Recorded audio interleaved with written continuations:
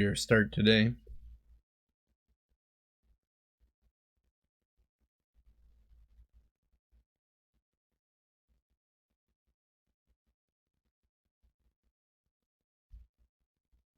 I'll tell you what. So dark to start off with tonight, but I gotta say it. Uh, Ended up watching some footage for the George Floyd trial, and you watch it, hoping the outcome is somehow different, even though you know what's coming.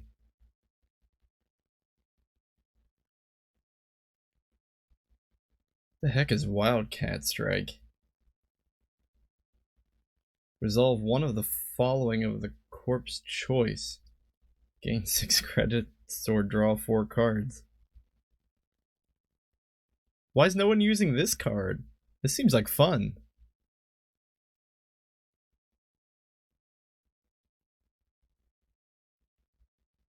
I mean, like, when do you want neither of those? I guess if you needed money, it would be bad. Because you would play it and lose 2 credits and draw a bunch of cards. But if you needed money, but you had like 7 credits, this would be great. Because if the corp was like, I see you're down to 7 credits, why don't you just draw 4 cards there, friend? You've got a decent chance of hopefully drawing into a sure gamble. And at that point, you can just play it.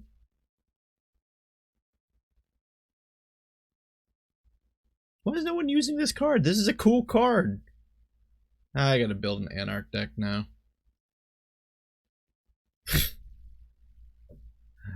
Oh my goodness. Is this what years of human progress has led to? People sitting around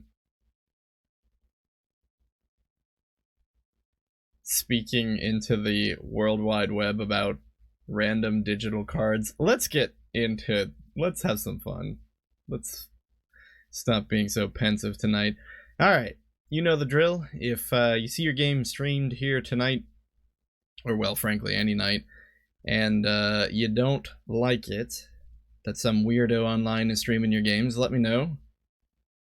I'll add your name to a list, and we will cease to do so in the future. Totally understandable. Not here to step on anyone's toes. Otherwise, let's hop right into the first game of the night. Whoa. We're deep into this one. Is there a possibility we can find one we're not so far into? Nope. This one looks more interesting. We'll do this one. Kit Peddler versus Wayland Consortium, Building a Better World. Free money, Wayland. Dala. Something that rhymes with Dala. Already we see a Stargate into R&D. Looking at an Enigma. Enigma's not the piece of ice you want against Kit. She's certainly going to have a decoder on hand. In this case, it's Euler. She gets into R&D, sees Atlas, hedge fund. She goes for the Atlas. That makes sense. The hedge funds would have been tasty, but the corp already has 17 credits. Not like she's getting much out trashing those. So she is going to trash the Atlas, run archives, pick that up for a sweet 2 points. Putting our score here, 5-2. Aside from the inevitable hostile takeovers that Wayland probably runs, she is on game point. All by turn 7. A little poor there, though. A lot poor, really. Wayland already scored their signature agenda above the law. When you score this agenda, you may trash 1 installed resource. I wonder what was trashed. Oh, the artist. That might explain why Kit is so poor. She was probably counting on that to click for 2 credits a turn. No dice, though. Wayland adds wall to hand, which is interesting. They must want to use that server to score something. This card in server 2 is more than likely Spin Doctor. It's so funny, we see everyone using Spin Doctor now. As if it was Jackson Howard, and I'm not saying Spin Doctor is a bad card, but I just don't know if it's quite as ubiquitously useful as everyone seems to be treating it like it is. And hold on, I need to stir my drink. This is going to be loud, I apologize. Alright. Hopefully I won't need to do that anymore. But everyone seems to be using Spin Doctor lately, and it recurs 2 cards and draws you 2 cards. It's a nice mix of tempo and recursion. Look at me, I'm talking like I know what this card is. This could be something completely different. This could be an NGO front. This could be, what's something random? A Ben Musashi. It's not a Ben Musashi, guys.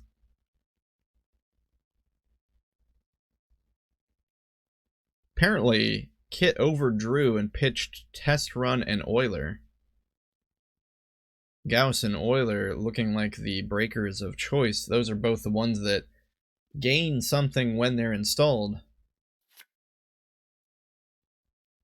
Gauss gains strength. Euler gains free breaks. It basically becomes a, what was the Anarch card? Had a key on it. You know the one. Broke all code gates for 0 credits. Totally busted. Anyway, a card goes into server 1. This is the second time we've seen a corp do this, where they pull back wall to wall a turn early, and then wait a turn, and then install a new card the next turn. Is wall to wall triggers when your turn begins, so I guess you wouldn't know what your mandatory draw is. Maybe you're expecting to draw an agenda, hoping to draw an agenda, but you can trigger draw 1 card with wall to wall, look at the card, and then choose to add it back to HQ. I feel like you've got a good chance. Like, if you didn't draw an agenda, I don't know. Maybe I'm being picky. Oh, you're not even putting in an agenda here. It's regolith mining. How bizarre. Why? Why was wall to wall picked up? A piece of ice is put over in front of the card in server 2 that I'm guessing is a Spin Doctor, but it could very well be something else. Why was wall to wall? I don't know. I guess if you put down regolith, wall to wall is only going to fire 1 time each turn anyway, so you're not losing out on quite as much. Anyway, another piece of ice is protecting the unknown card in server 2. Back over to Kit, who previously installed a Gauss, having had a second copy in the bin. So she's ready to go against barriers and decoders, and of course, if she even runs into a sentry, she'll be able to convert it, as long as it's the first piece of ice she encounters, into a code gate. Euler, not a terrible breaker. I think I prefer Unity, but Euler is acceptable. Anyway, she Kushicks into R&D, naming, I'm assuming, 2. We have 2, 2, 2. Well, you know, Unity wouldn't be good for the Kushick runs. 2, 2, 2, 2. So we're going to see 5 cards. Interesting, this could have just been a Stargate. I wonder if she'll follow this up with a Stargate after this. Anyway, it sees Whoredom, Icewall, Enigma, Tithe, and Seamless Launch. Throws no agendas. Throws Seamless Launch in the bin. And that makes sense. Seamless Launch seems like an innocent card, but I tested it out a bit against a friend, and it felt really good. Like, Seamless Launch is really good, my friends. If you haven't tried it out, give it a shot. Placing 2 advancement counters on a card that you did not install this turn is actually, as it turns out, not that hard to do, especially with your 5/3s. Makes it so that you can install a 5/3 and only have to advance it once, instead of the typical install double advance. Makes it less risky, makes it harder for the corp to guess what it is. Of course, when something is installed double advanced, I just see nothing but NGO fronts. It doesn't matter if it's an agenda or not. The corp reinforces regolith mining license with another piece of ice doesn't even need to use it because they're up to 32 credits. Kit, with basically nothing to their name, clicks 4 times for credits. The poor man's sure gamble.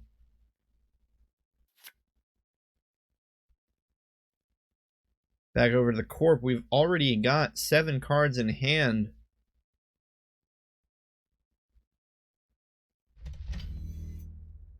A new install of a server. Unprotected so far. We'll have to see what this last click is.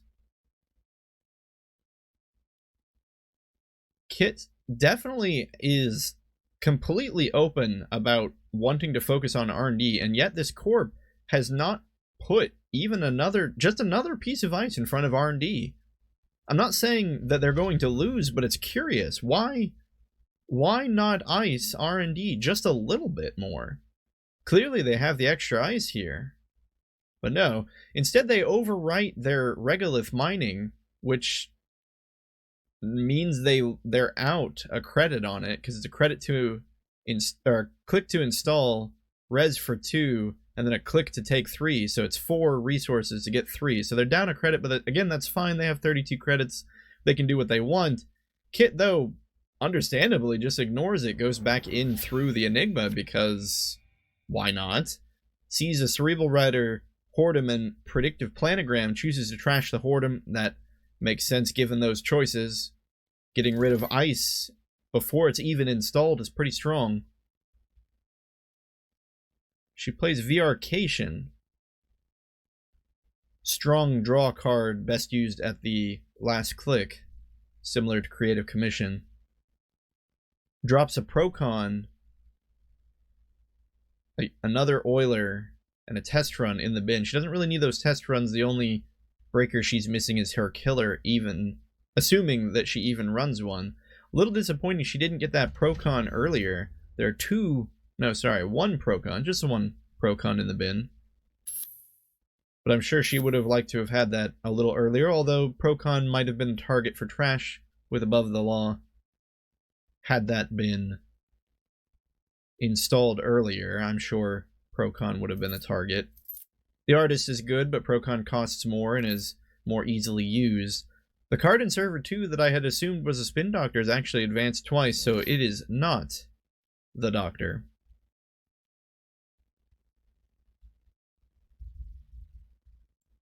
I feel like David Tennant would be insulted to be compared to the Spin Doctor. I don't know. I actually don't know anything personally about David Tennant himself, so I have no idea what he's like when he's not playing the Doctor. He played Scrooge McDuck. Guy's got to have some kind of sense of humor about him.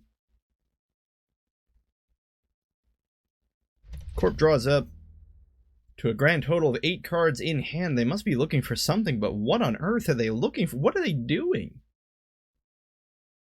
They clearly have some kind of game plan. Either they're a mad genius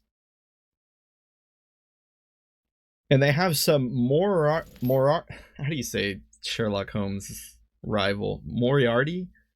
They have some Moriarty-esque master plan that is all going to cascade into a victory right in front of our eyes, or they're just making random actions. Again, Kit just goes into R&D. It's free real estate, practically. Kushix sees Retribution, Icewall, Tithe, Icewall, and Palisade. Wow. No agendas. That makes me think perhaps this Wayland may be running government takeover. There seems to be a very low agenda density. Yeah, look at this. Kushik shuffles R&D.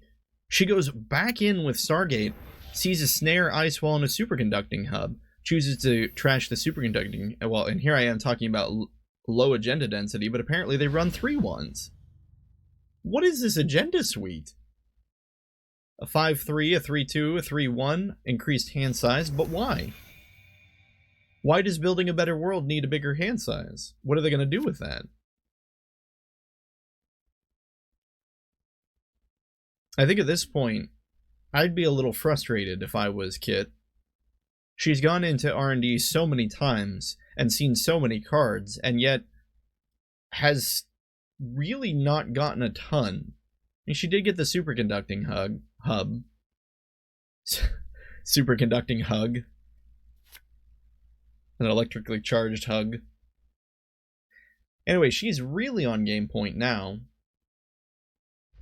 Even a one-pointer will do it for her. The Corp finally, with their 29 credits, decides that R&D is worth protecting, given that Kit has shown Kushik and Stargate. It's a little...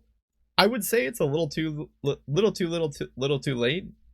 Considering that 2 Kushiks have already been played, you can only really expect a third one. And Stargate has been used 2 or 3 times, nearly for free. It only costs 2 credits to get through Enigma.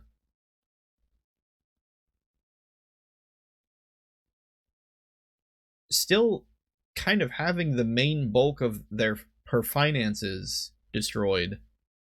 Kit is stuck still just clicking for credits. Draws 2, clicks for 2.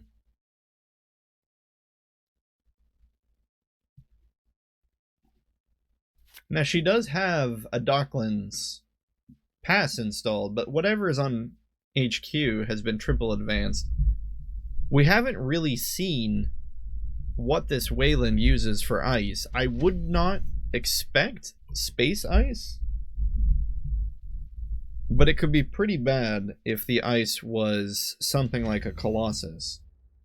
That'd be a pretty high strength sentry to try to punch through with her low number of credits. We see just a ton of remotes. And one of them has a piece of ice put in front of it. I feel like Kit needs to start checking these. She only needs 1 point. Just 1 point. She does go into HQ. This makes sense. The Docklands pass trigger would be nice. The first ice she accesses is going to be a code gate anyway. It does end up being a Whoredom, but a triple advanced Whoredom is the same as a non-triple advanced Whoredom if you're breaking it with a non-AI breaker. Indeed, she simply breaks through with Euler,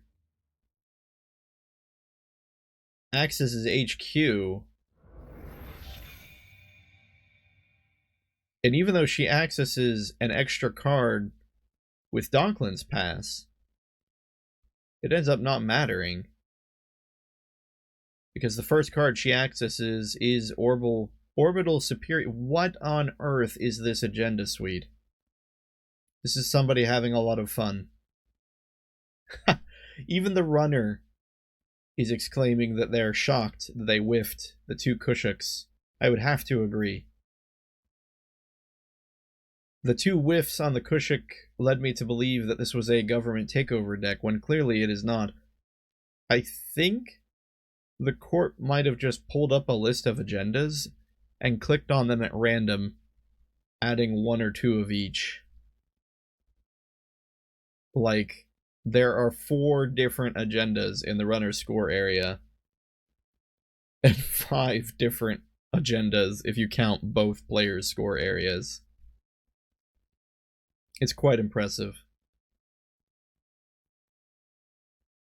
And ultimately, this is kind of just sad. Like, the Corp had so much money. So much money. And they double advanced this card for what? They have all these face down cards, none of them res, nothing used. You're not Jinteki, Wayland. You're not playing mind games here, or if you are playing mind games, you need something with more bite to it. You can't just install cards at random, although again, I am surprised the Kit didn't start checking these. I would have been tempted to. Even just this one over here that has a piece of ice in front of it, a single piece of ice. That just looks suspicious. But no, going into HQ, kind of guaranteed a double access. It was unlikely. Well, I shouldn't even say it was unlikely. This could have been a Colossus. If this was a Colossus, Kit would kind of be in trouble. Because a 3 strength, or a 3 advancement Colossus has what, like 7 strength? It's something wild. think Colossus starts out at a basis of 4 strength and costs, what, like 6 credits? Look, Chesney can't spell. He doesn't know how to spell Colossus. Yeah, 6 for 4. So this would have been a 7 strength sentry. She would have to pay 5 credits just to get in range. So 7 credits. I guess she had 7 credits, didn't she? I guess she was safe.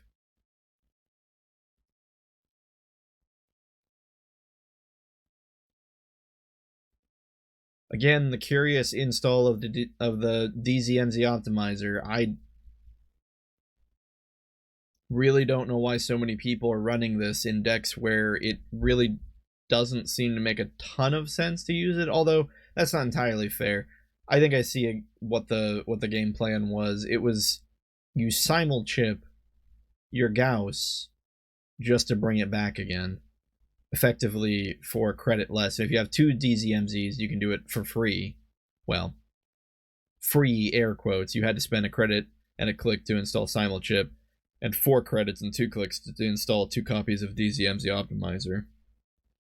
Are you using that MU for anything? I guess Stargate is 2 MU. But you also have Pantograph installed, which is giving you an MU. So at the end of the day, because I think that's the dream, right? 2 DZMZ Optimizers would be all you need, and then you can reinstall your Eulers and your Gausses for free, get their extra effect.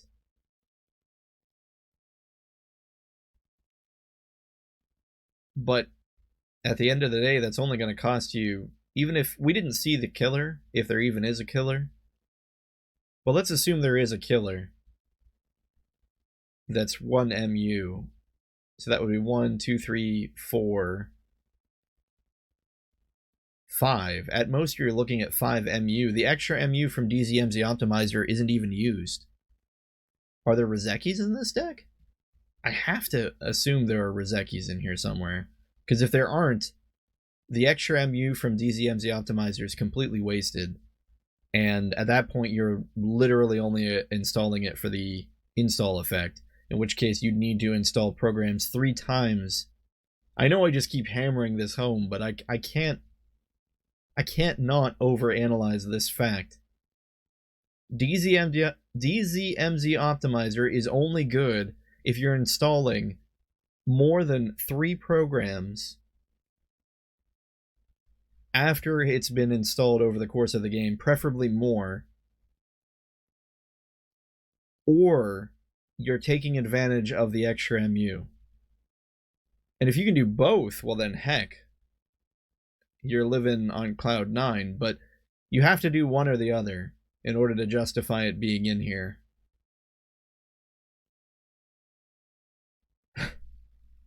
Why can't I be this critical when I'm building my own decks? My own decks would be so much better if I was this critical of them.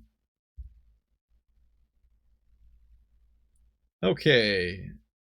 Another Building a Better World popular ID tonight.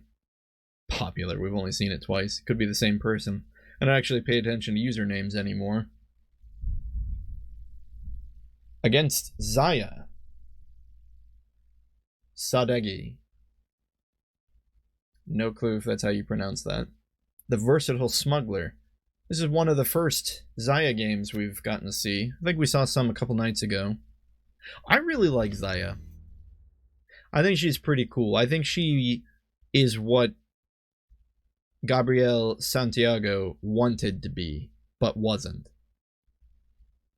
I really like the design on Zaya. I know criminals are supposed to focus on HQ, but look, Gabriel Santiago was bad because the moment the Corp put 2 pieces of ice on HQ, which they wanted to do anyway because you were criminal, was the moment that Gabriel Santiago just kind of was a blank ID. Anyway, understandably so, the Corp hedge funds and drops their presumably only piece of ice in front of HQ, wanting to dissuade the early diversion of funds runs. Zaya drops Penny Shaver, hits Archives. Sorry, Archives? Why not R&D? Oh, no. The first run was on R&D. Second run on archives, and that was due to the red team card in order to maximize some of that money. 3 credits from red team, and then, of course, another credit saved up place on Penny Shaver.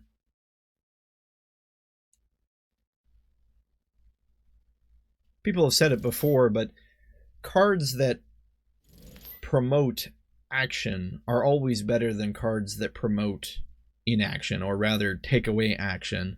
So it's much more fun to have a card that gives you something for doing something instead of a card that takes away something from the opponent. So Penny Shaver is a lot of fun. It's good. I don't think it's broken. I think it's probably strong. But I really like its inclusion in the game because you get to see a lot more of these kinds of decks, these decks that more aggressively try running out of Criminal. That's what Criminal is supposed to do, right? Just run. I mean, everybody needs to run, but especially criminals. But the Corp really wasn't able to do much on their last turn. They government subsidied and hedge funded,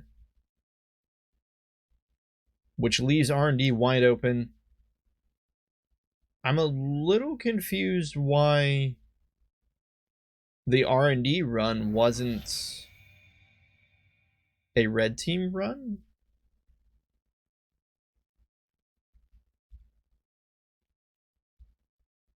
It's free. It's open.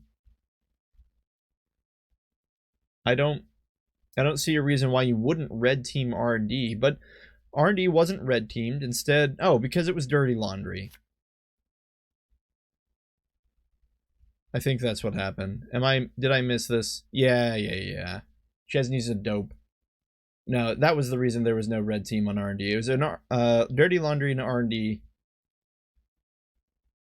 You have to think, every time she hits R&D, she's also getting a credit from her ID ability, which is just super nice. Anyway, red team's into archives. So red team has now paid for itself a click to install and 5 credits, and she's taken 6 credits off of it.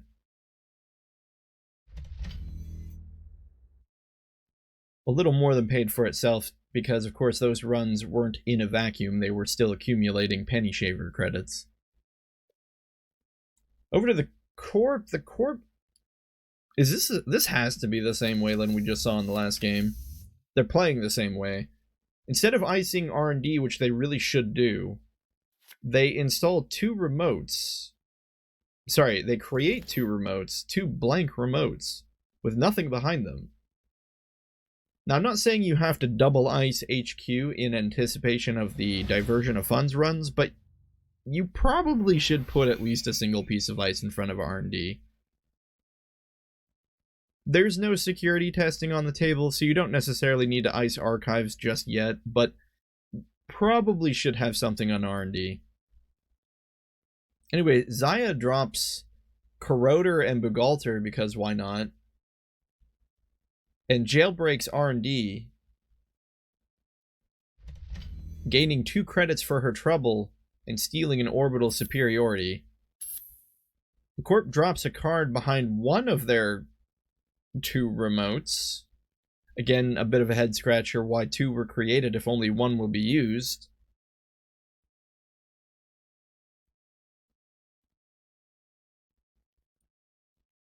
Double advances the card behind it. The problem is, Zaya already has 2 of the 3 ice types covered, sans Mythic, of course, or Trap, or what have you.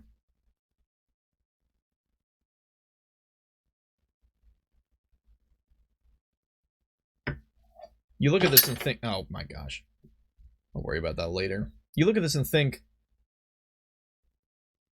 Zaya can probably get through whatever this is. Unless it's a code gate with an end the run, and she drops a Boomerang to make the chance of that happening even higher. Doesn't even need, well, I was going to say, doesn't even need to take the Penny Shaver credits, but she's going to be super safe here and take the Penny Shaver credits. And it's just a white space. Which, frankly, is kind of a waste of a Boomerang, but better safe than sorry. She pops Boomerang to technically break both subroutines, but the second subroutine on white space is blank if the runner has 7 or more credits. So it didn't matter anyway. Gets in and sees a 5-3 in the form of Send a Message. Send a Message then triggered, allowing the Corp to res Ballista for free. Now 5 credits for free isn't nothing. A 5 credit ice, but I think you would maybe want a little bit higher on the higher end of expense, something in the 7, 8, 9 range. So while it's nice to get the Ballista for free, if this server isn't being used, its res is irrelevant. And kind of to that point, Xayah then red teams into R&D, just getting more synergy on her ID ability, Penny Shaver, and of course the 3 credits from red team.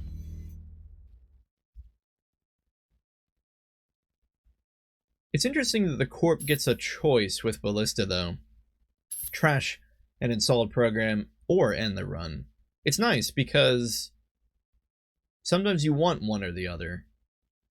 It's a little bit like a roto-turret that's a little more expensive but actually has strength, but can't trash a program and end a run. Anyway, they drop a piece of ice to reinforce the Ballista server, advancing it twice. If they're going to manually advance their ice, I would suggest playing Built to Last. I think, isn't that the one? The one where you get a credit every time you advance something that doesn't have advancement tokens on it. Anyway, back over to Xayah, we red team the last time into R&D. Not seeing anything useful. She ends her turn and Class Act populates her hand with cards. At this point, I fear I may have been overcritical of our Wayland friend here, building a better world. These actions do seem to indicate that of a newer player. It's always difficult to tell on Genteki.net, and when you spend so much time watching games, you tend to forget that not everyone spends perhaps an unhealthy amount of time analyzing Netrunner games. Anyway, a card is dropped in that Ballista server, as well as the outermost ice being given that third piece of advancement. That third advancement token. But Xayah understandably just ignores whatever's going on in that remote, drops Conduit, and is going to have free reign over R&D. It's not looking good for our Corp. Conduit can just run 3 times this turn, and even if none of those cards are trashed, she could just see 3 cards from R&D, 3 unique cards, and if any of them are trashed, it just gets worse. Oddly, Mutual Favor is used without a successful run, which means Xayah does not have the option to install an icebreaker with mutual favors, and they actually realize that mistake. They're going to undo that click and make a run first. They're probably looking for their decoder. What? What is...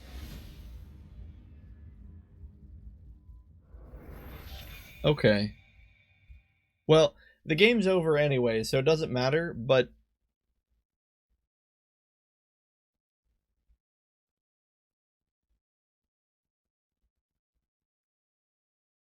A click was... Hold up.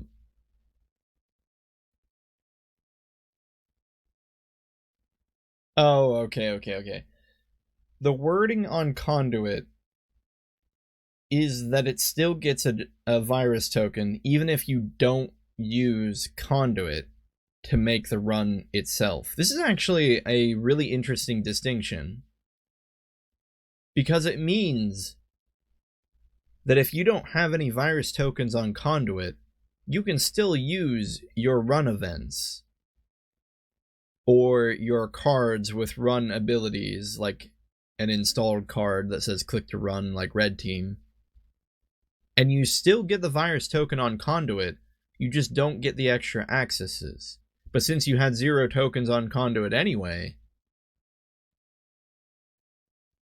you wouldn't get the accesses anyway.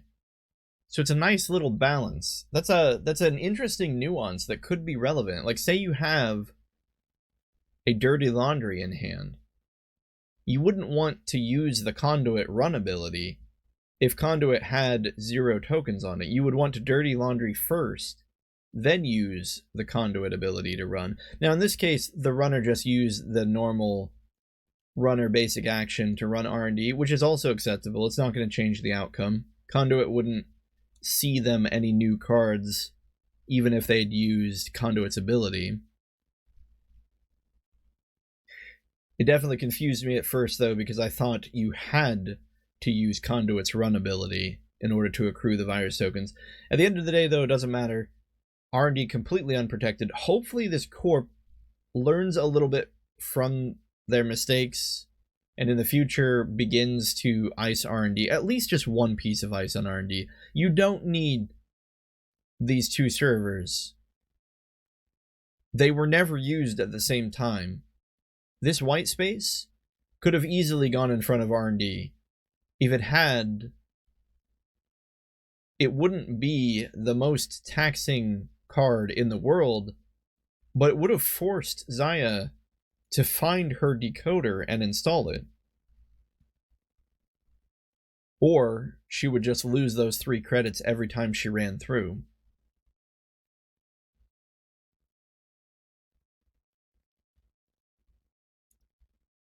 That's alright.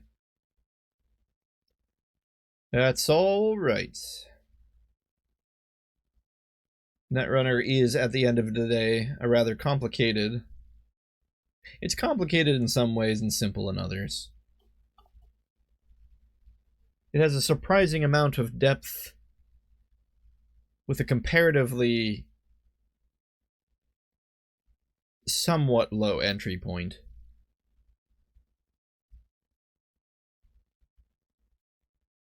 It's not the lowest entry point of any game, but it's also not, I don't know, Go or something. Anyway, we have Kabane Wu versus Polana Foods. We're already on turn 3, and it looks like a Kushik run is aggressively plowing in here, even just on turn 3. Makes a little bit of sense, kind of. I mean, there are 3 cards installed. The corp is down to 0 credits for some reason. Why is the corp down to 0 credits? What happened? What? Why is... I think the corp is down to 0 credits because they installed double advanced their bacterial programming and then finished out the install with their starting 5 credits, which, okay. That's one way to do it. I mean, 3 points right off the bat, although it, due to the Kushik run, and that's probably why Cabanesa Kushiked so early. They knew the corp organized the cards on top of R&D and wanted to see what was on there. They did hit the bacterial, or sorry, the send a message, which is going to allow the Bulwark to be rezzed for free. They still take, rather they give the bad publicity over to Cabanesa. Just because the res is free does not mean the on-res effect is nullified. But hey, that's 10 credits for free. That is not bad. That's more the kind of ice you want to see being rezzed by send a message instead of cards like Ballista. As long as these servers get a little thick, that single point of bad publicity won't really matter. Well, it'll matter, just its effect will be diminished. The thicker your servers, the less effective bad publicity is, since its greatest effectiveness is repeated runs on thinly iced servers. Anyway, the card in the remote did end up being an NGO front, so the Corp is back up to 14 credits. They drop another card behind the Bulwark. Bulwark going to be kind of tricky to get through. Can it be boomeranged? It can, if Cabanesa is willing to lose a Rozeki. But no, she installs a paperclip from hand. And paperclip can get through Bulwark, although it is not cheap. It's 7 credits. However, she has an overclock that'll help provide 4 of those 7 credits. Bad publicity brings that up to 5, which means only 2 real credits need to be spent here. This is a good move. It's reasonable to assume that the Corp thought that the runner couldn't get in here, or hoped that the runner couldn't get in here. However, they did not put an agenda back there. They simply put a personalized portal. Not really the card Cabanesa wanted to see.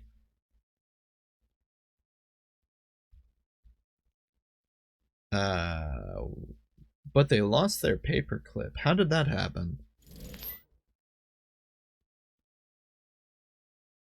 Oh, they lost their paperclip because it was actually installed using Cabanesa's ability.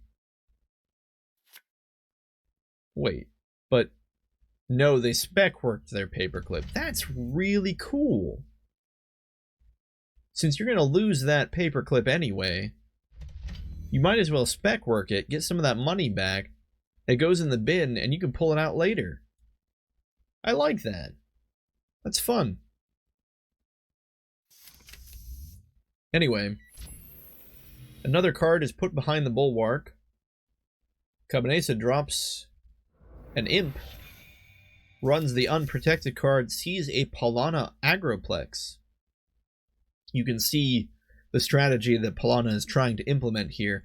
Polana Agroplex forces the runner to draw a card on the Corp's turn, which potentially allows a double trigger of Polana's ID ability, once on the runner's turn, once on the Corp's turn, gaining that credit, in addition to the fact that Personalized Portal gives 1 credit at the beginning of your turn for every 2 cards in the runner's hand, so you're forcing the runner to draw cards, which gets you credits, and then Personalized Portal is getting more credits because there's more cards in the runner's hand, and so on and so forth. Anyway, whatever card was in Server 1 apparently wasn't a 3-2 or wasn't something that the Corp is going to score, and more than likely wasn't an agenda at all, since a new card enters Server 1 and is advanced once, reinforced by another piece of ice on the outside of Bulwark. Cabanesa kind of looks at this and says, I'm going to set up. It's 3-3. Let's see what you got. She drops a DZMZ and a Beth Kilrain. I don't know how I feel about the double simulchips being installed. You probably only need 1 simulchip installed at a time.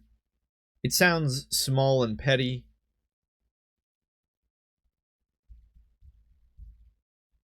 But hey, every click counts. And actually, I'm a little off base here since that simulchip was installed a long time ago. I'm only now just realizing it. The Corp drops a 3rd piece of ice in the Bulwark server and advances the single advance card in the server again, bringing the advancement tokens up to 2.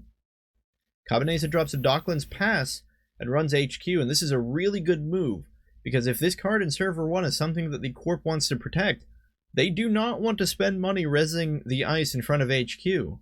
But if they don't, Cabanesa is going to get a double access. Sandstorm? This does nothing on its own. Sandstorm, I think the Corp doesn't realize what Sandstorm does.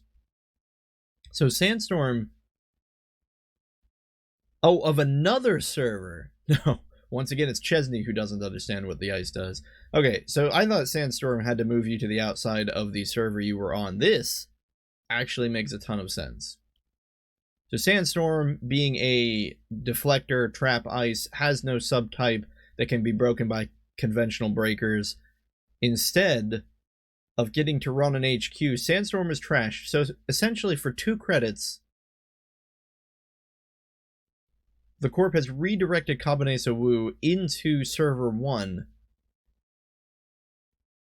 But the problem is, I think this works like a... Not replicating perfection, Argon fusion. Agon fusion? Yeah, Agon fusion. I think this works like an Agon fusion boop. And because the ice on the outside of server 1 isn't res, the runner should have the ability to jack out.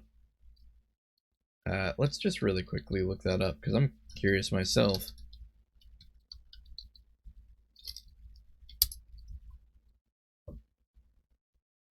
There's no rulings.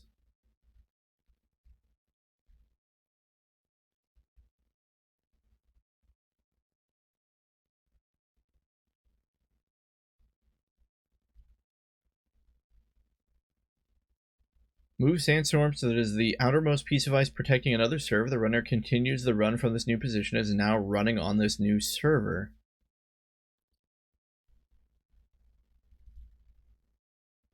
I'm not really sure. Again, I feel like...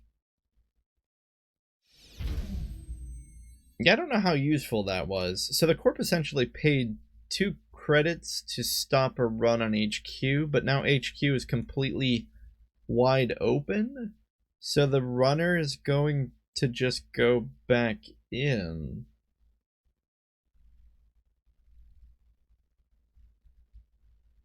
In which case, they're going to trigger Docklands Pass anyway. So, the Corp spent 3 resources, 2 credits and 1 click, in addition to the card itself,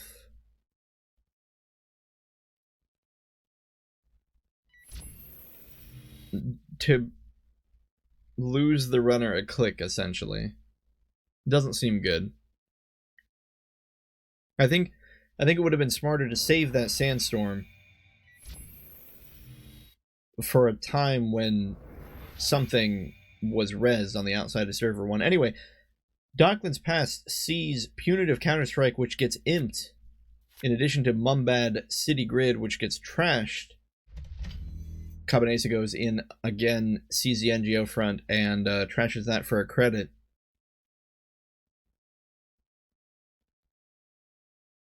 The Corp, though, not to be deterred, double draws to replenish their empty HQ. Drops a piece of ice in front of their HQ as well to replace the Sandstorm. Hopefully this time it's not another Sandstorm.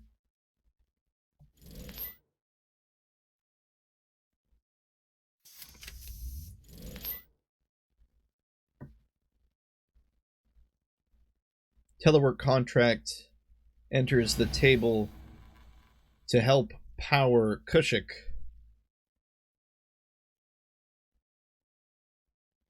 Probably.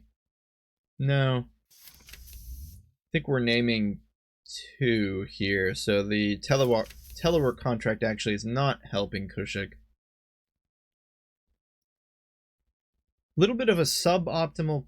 Wait, no. There's 5 cards that cost 2. Never mind, that's fine. You don't need all 6. 5 is still good. Harvester revealed.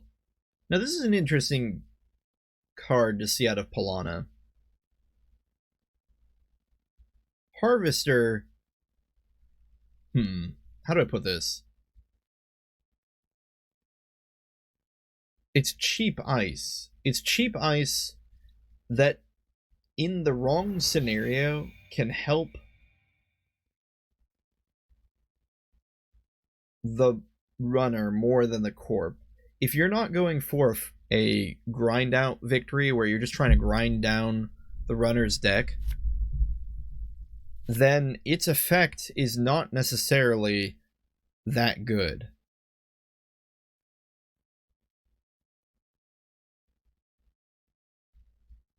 But not wanting to lose a net of 4 cards, since that would be what would be lost if Harvester fired while she had 3 cards in hand, she does pull the Black Orchestra, breaks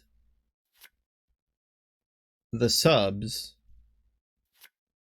and Black Orchestra does have a favorable matchup here at 3 credits to get through Harvester. That's not too bad. She sees Hanse, Code Replicator, another Harvester, Aiki, and Biovolt. Nothing really good there. Goes for the Biovolt to remove the potential for the frustrating end the run later. Which very well could be what this card in server 1 is. This could just be a Biovault. Could also be an NGO, I suppose.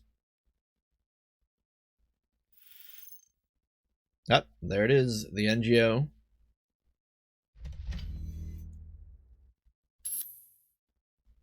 We see what is perhaps an actual agenda now.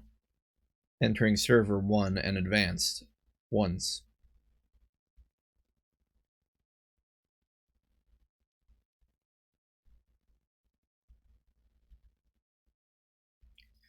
But yeah, Harvester, interesting. I suppose it is a single credit to res ice with decent strength by comparison.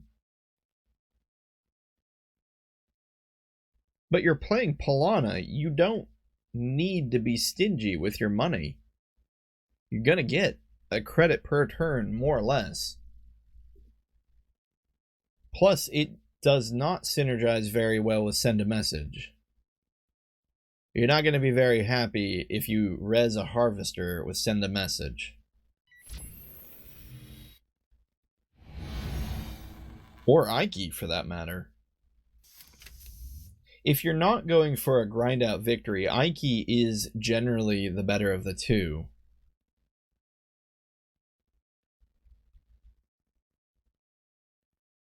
But I guess if you want both of them, why not run both?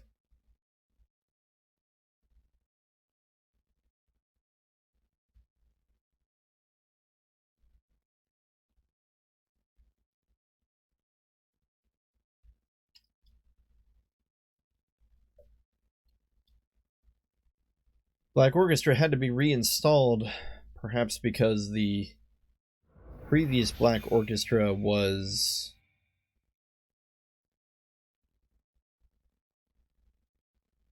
Why was Black Orchestra reinstalled?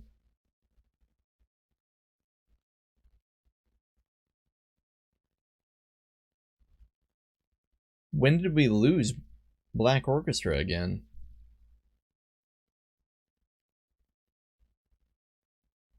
We had it here.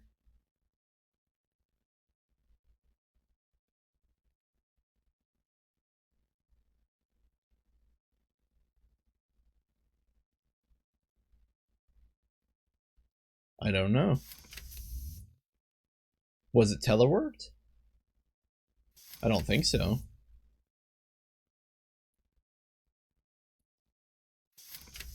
Anyway,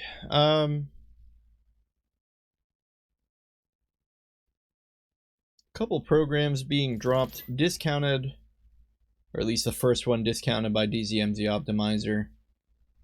Technical writer getting a bit of cash for those actions.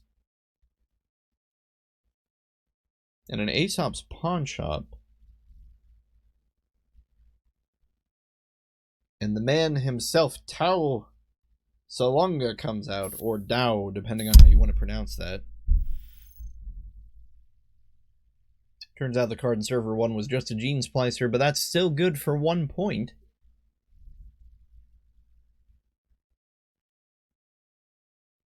It's interesting that they rebirthed into Tau. I guess there's still time in the game for maybe Tau to fire twice? To have 2 relevant triggers? If the corpse scores a 3-pointer, then it won't even matter, but if the corpse scores a 2-pointer or a 1-pointer, Tau will get to fire again. And same when the runner scores a 2-pointer or a 3-pointer right now. But when you're swapping over to Tau, you're saying swapping 2 pieces of ice at some point in this game is what I need to do. It's not like the worst effect, but Tau's a little bit like Leela. You want her through the whole course of the game so you can get benefits from her through the course of the game. But we'll have to see what happens. A card is installed in server 1, double advanced. Tau is gaining a nice 3 credits per turn. Oh, he's selling. That's what's happening. Aesop's is selling the Black Orchestra for 3 credits. Black Orchestra costs 3 credits to install and is clickless. DZMZ optimizer. Okay. This is actually a little bit clever. No. This is a little better than I thought it was at first. Okay, so the idea is you sell. Oh my goodness, and Cyber Trooper to loot just makes it even better. No. I like this. This is great. You can see the pieces all fitting together here. You sell off your bin breakers. You make a run. You reinstall them. They're discounted because of DZMZ. They're increased in strength because of Cyber Trooper. You're getting technical rider money for it. I like it. There's a plan behind this. Maybe it's not the best plan in the world, but I don't care. It's a committed plan with a clear intention behind it.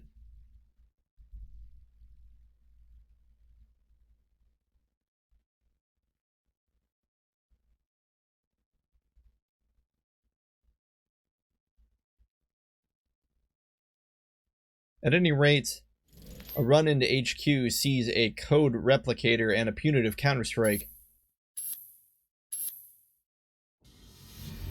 All for naught, though, because the card in Server 1 was indeed a 3-pointer. Once that was scored, the game was over. Tao Salonga did not even get to fire his ID ability.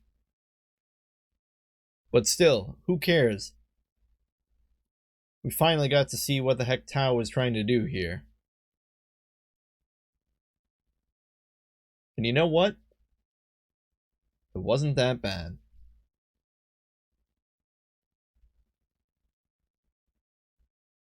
Oh my goodness, it gets even better. Guys, there's a simul chip in here. The simul chip triggers, or rather, can be used without trashing a program if a program has already been trashed. Aesop's Pawn Shop reads trash a program, so you can trash your Black Orchestra with Aesop's and then use Simulchip to install IMP for free. All the while, you're still getting technical writer money. This is a good deck.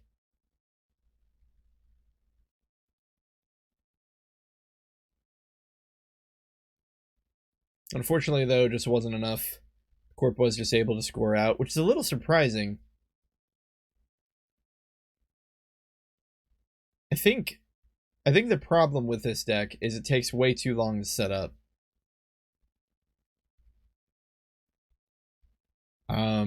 Rozekis are long-term economy, which is good that they were dropped. I mean, they need to be dropped early. If you're going to put them in your deck, you have to use them.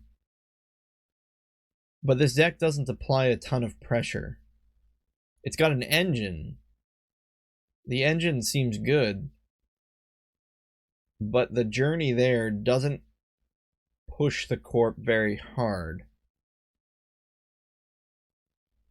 And certainly not the way the runner was playing it. They weren't really pressuring the corp a ton. They did do a run into HQ with the Docklands Pass. Cleared out 3 cards from HQ. Aided by Imp. One of them was punitive. That part was good. And I think now I understand why the corp has these 1-to-res pieces of ice. Because your job here isn't to keep the runner out. When you see cards like Ike or Harvester, you immediately know, or assuming, of course, that the deck builder had a good strategy in mind, you immediately know that the purpose of the corp is not necessarily to keep you out with those cards. What those cards are intended to do is to tax the runner. In this case, I think the intent is to tax the runner in credits. I actually think that if you run into these pieces of ice and you take the net damage, the corp is actually sad, in a way, unless you've stolen an agenda. If you run through these, take net damage and steal an agenda, then they're happy. No, you know what? In that light, I think it's a catch-22 scenario. If you run in, you don't break them because you're like, "Ha, I'll save the money." Okay, never mind. Let me back up again. It's situational. If you run in, don't break them to save the money, and then you have enough money to fight the punitive trace after you steal an agenda, then the corp is sad. But maybe running in here and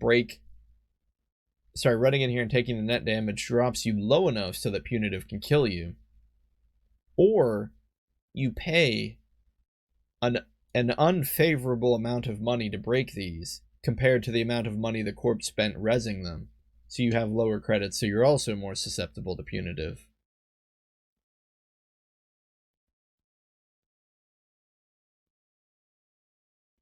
The Bulwark, though. The Bulwark really kept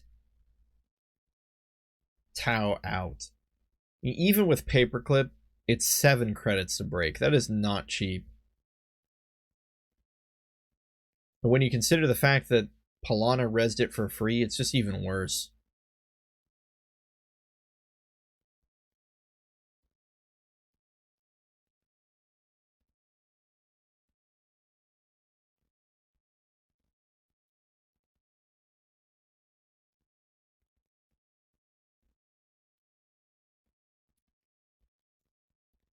Oh well.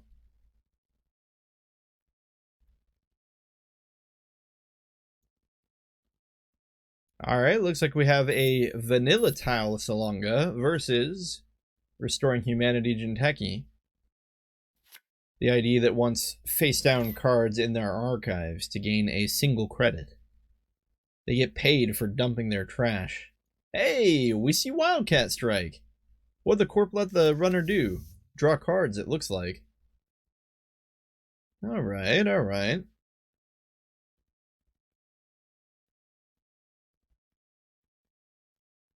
Anyway, we have a double advanced card in server 1, 2 pieces of ice on the table, one in front of R&D and one in front of HQ. The runner got 4 draw out of that Wildcat Strike, and I think they're happy with that, because they dumped a duplicate copy of Paul's Cafe as well as Out of the Ashes. Perhaps anticipating the R&D pressure, the corp puts a second piece of ice in front of R&D. We still have this mystery double advance card over here. Hansei Review puts another card into archives.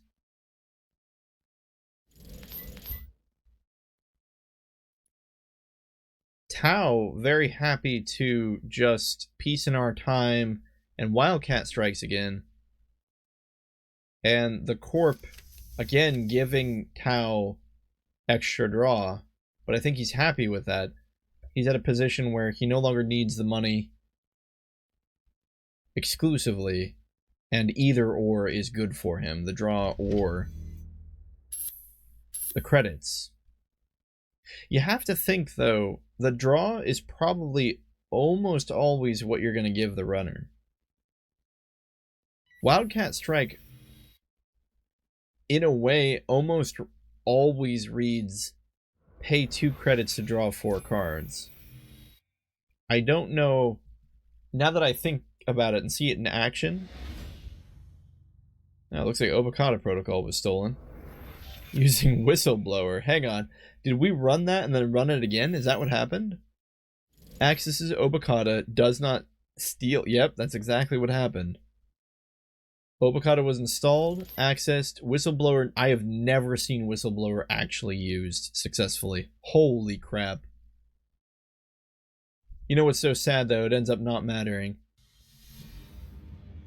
In spite of the fact that Whistleblower was able to be actually used to steal an Obokata successfully.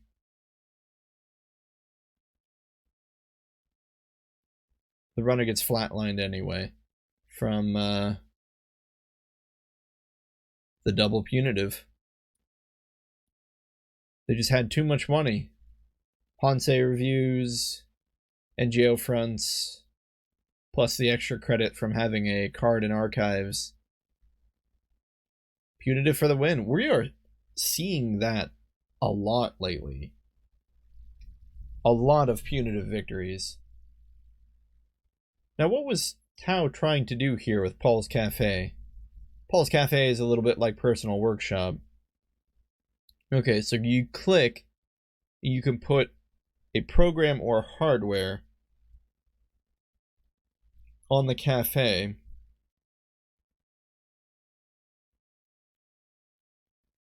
Right. So, on its own, it basically does nothing. But for every other unique unique connection that you have installed, it lowers the install cost by 1.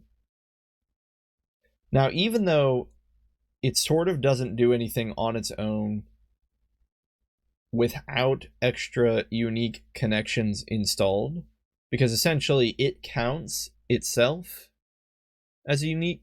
No, it doesn't. It doesn't even count itself as a unique connection, because it's a location. Huh, so actually, if the runner were to install one of these programs, they would have to pay a credit to do it. So it's actually worse. But the reason, I guess what I'm trying to get to is that even if you install something at face value, like let's see a unique connection does get dropped. So the first program or hardware installed from here each turn is a credit discounted. So you end up breaking even on the raw install cost versus the extra credit used to trigger the install. It lets you use cards like Egret at light speed, which you normally can't do. So you're a little bit safer if you want to run an unres piece of ice and you only have one icebreaker. You can always lightning install Egret on it. I wonder if people are going to start doing this with Botulus.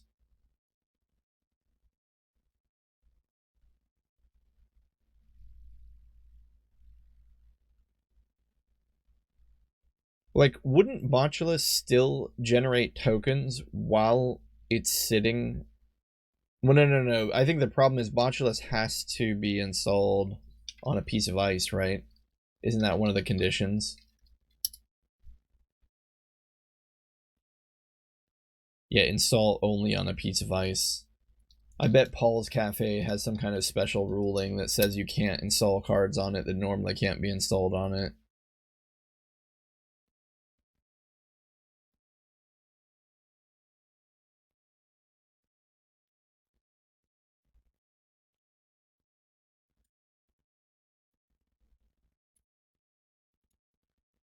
Oh well. Ooh, more Zaya games. Zaya versus Earth Station.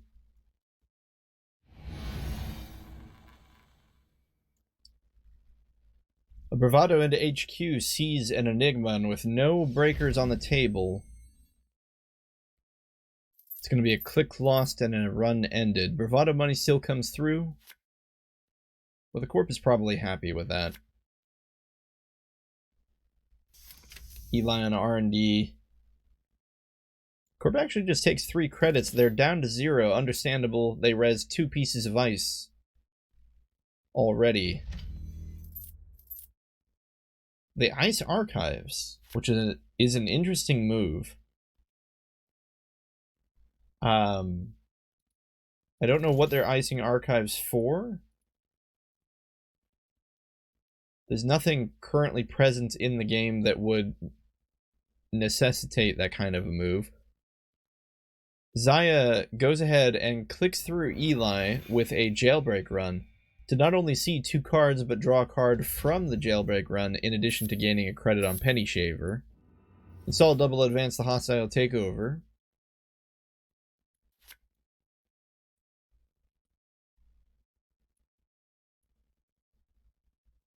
Yeah, I don't know about that install on archives. It's probably bothering me more than it should. Zaya draws up to 7.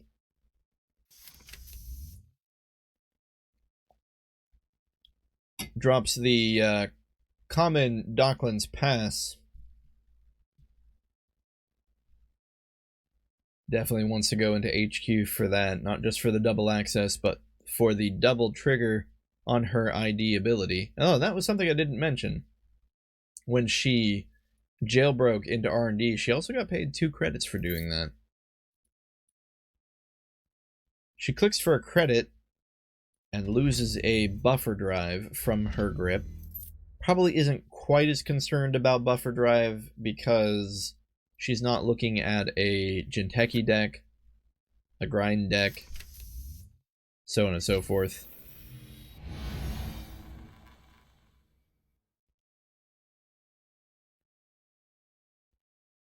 She does run archives, though, with a leech installed. The Corp reses a ballista and uses it to trash the leech. And yeah, that's kind of annoying, but I almost feel like that still is good for Zaya. Like, the Corp had to drop 5 credits on that ballista to protect archives just to trash a program that costs Zaya 1 credit to install. She even got a penny shaver credit out of it. Uh-oh.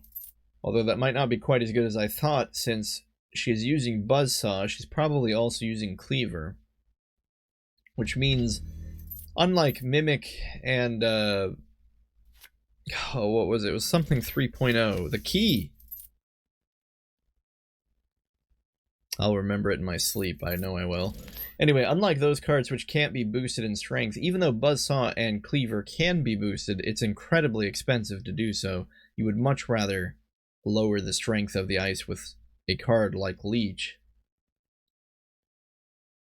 Both sides just kind of clicking up for credits. It's a little more understandable, though, why the Corp was, since they drop a government subsidy. The new restructure coming out of Wayland, going from 10 to 15 credits. Is that an Earthrise we see? Indeed, the new art Earthrise.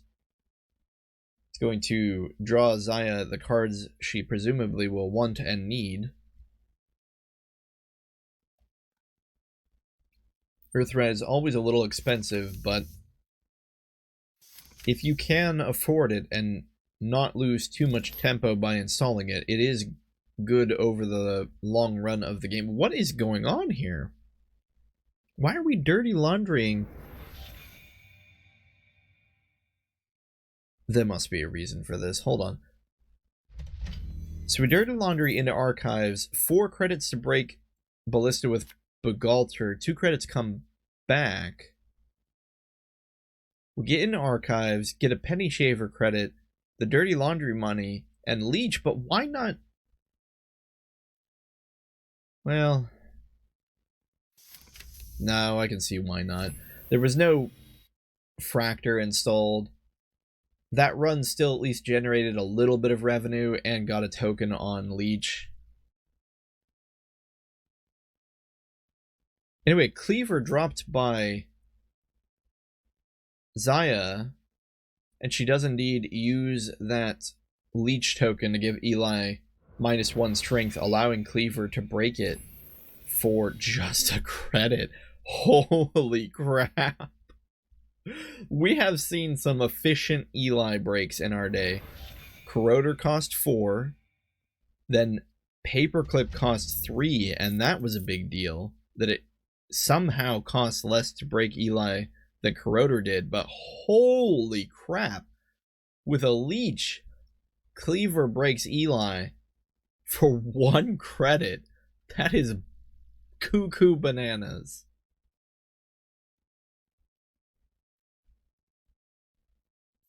And you know what? Funnily enough, even if you pay the 2 credits to boost Cleaver to break Eli, you're still breaking even with Paperclip.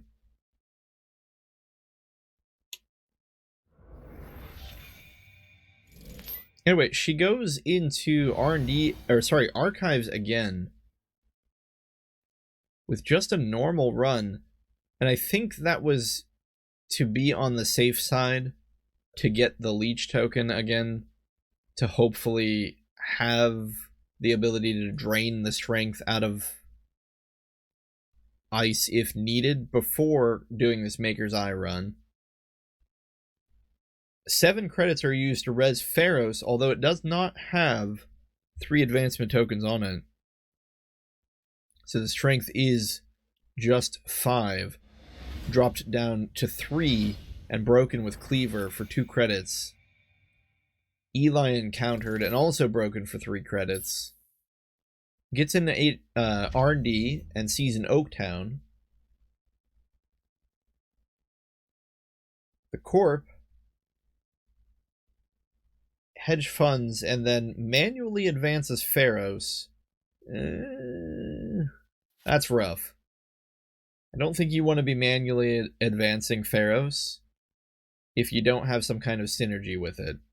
And I'm not seeing any synergy so far. Wall to wall, I think if you want to advance Pharos with wall to wall, because wall to wall, one of the effects is you add an advancement token to a piece of ice, that makes 100% sense.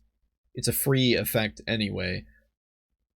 But manually advancing Pharos, you have to think, if you do that 3 times, you're losing 6 resources. 3 clicks, 3 credits. That's a little rough. Given a specific circumstance, it might still be the best idea. But you almost always want to get those advancement tokens in some other way, even if you're just playing the new Wayland ID where you get paid for the first advancement token. Zaya decides to run the super server that is HQ with its 4 ice cards protecting it. Now, we are looking at Earth Station, so they are kind of known for just having 1 super server, 1 super remote to score out of, which also means they tend to run strategies where they just try to build up these super thick servers to begin with. But 4 pieces of ice on HQ almost seems excessive at this point of the game. Maybe it wasn't excessive enough, though, because Zaya gets in and hits an Above the Law and a Project Atlas with Docklands Pass.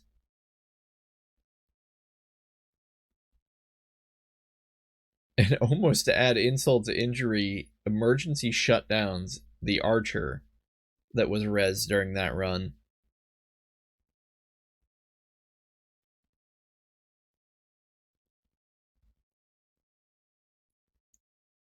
The Corp wants a rematch, but I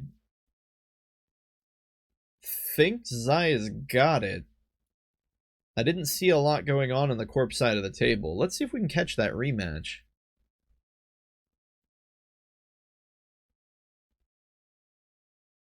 I don't see it.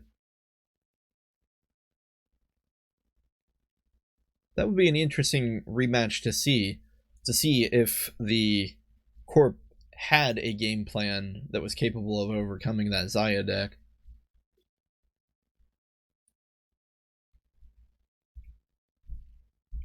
Anyway, we're going to see Ayla, or Isla, depending on how you want to pronounce that, I suppose. We're going to go with Ayla.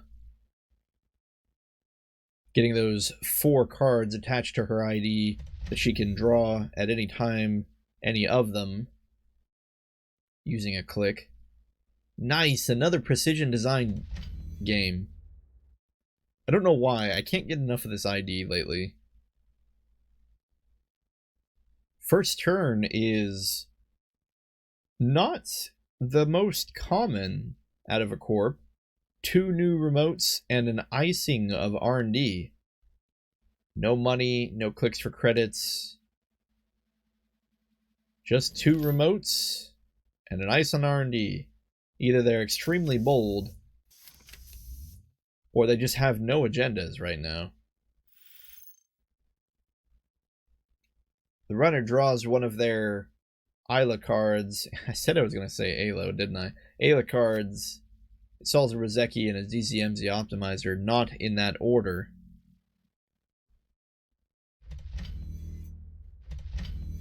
And also sure gambled to keep their money up. The Corp Res is a daily business show. A daily business show coming out of Precision Design? That's interesting. Daily business show is not a bad card in any way. But you usually want a good reason to filter your R&D. Although I suppose if you can keep the daily business show on the table, it doesn't really matter what faction of Corp you are, or even what your strategy is. Getting to filter your draw is never really a bad thing. It's kind of like the class act. It's just you, for the same reason you typically only see the class act in Criminal, you also typically only see daily business show in NBN. I guess there's no real reason it can't be splashed for. Anyway, after some new remotes were created and the runner throws down a simul chip, they're going to overclock the daily business show. Which does make a certain level of sense. I'm a little confused why they install a chameleon.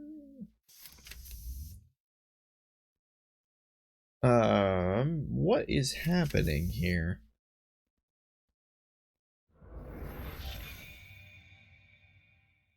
Oh, I see. I think they... Wait. Okay, really what I'm confused about is that Daily Business Show was going to cost 4 credits to trash. Overclock gets you 4... No, right. It only gets you a net of 4 credits. Technically, it still gives you 5 credits, so you need to spend those 5 credits. Okay, that makes more sense then. So they did that all SMC, simul chip recursion nonsense in order to take advantage of that last single credit. Very frugal.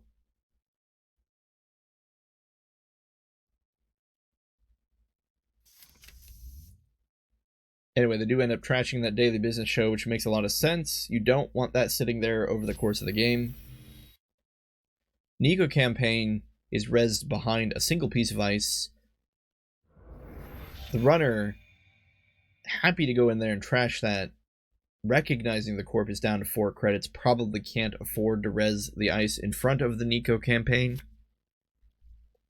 Nico campaign, out of all the campaigns, might be one of the easiest to trash, at only 2 credits. Even Marilyn costs 3, and she recurs herself, which is just frustrating. Parisia, though, did enter the stage, which is going to make things easier. Assets, specifically easier to trash. A big thing to remember about Parisia is it does not get money to trash upgrades. Assets only. But against a horizontal deck like this one,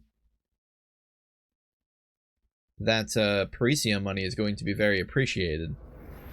So she does go ahead and run the Maryland server. Again, the court being down to 4 credits, probably can't afford to res some of this ice. And she trashes it. Even though it recurs itself, she is only spending 1 real credit to do that. And the longer she can keep the corp down low on money, the better. Unfortunately, though, with a deck setup like this, fully operational just makes sense. Corp plays fully operational and gains a net of 5 credits, bringing them up to 5, in addition to drawing 2 cards.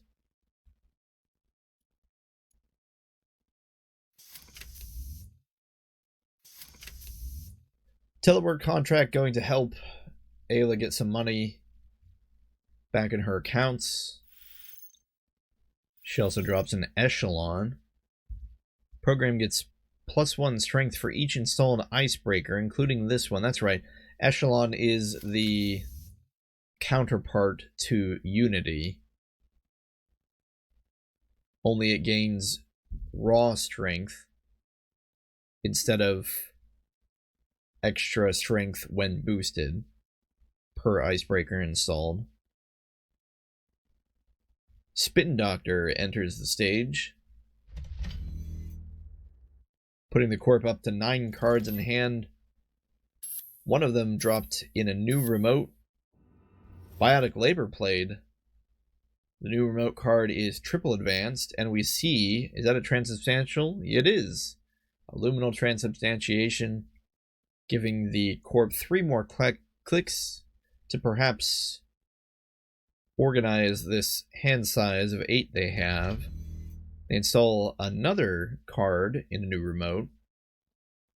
I wonder if they'll put a piece of ice in front of it and then play another... Oh, it's not even in the bin anymore, because they just spin doctored it back. Another fully operational, or if they will do something else. No, spin doctor used.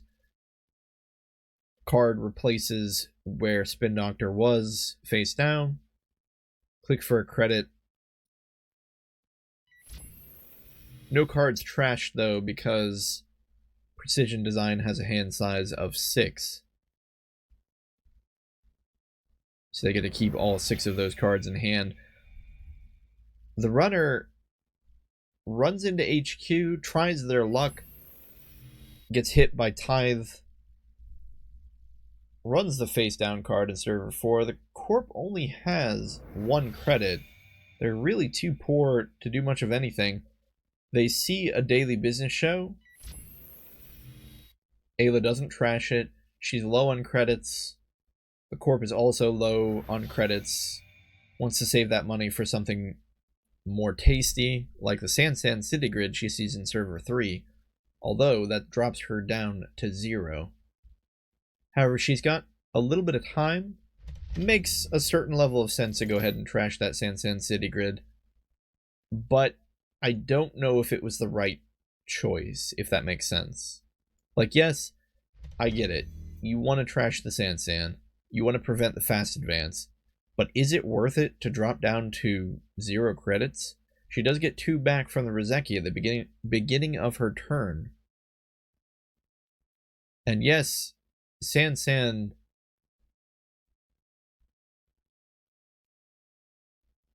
Wait, did she not take her Assatia credit? No, that's right. I even brought that up. You can't trash Sansan with Assatia credits because Sansan is an upgrade. The corp even fully operationals to bounce back up to 6 credits. While she's stuck down at 3, you also know the corp runs Spin Doctor. So there's a good chance that this trashed Sansan just gets Spin Doctored back into R&D.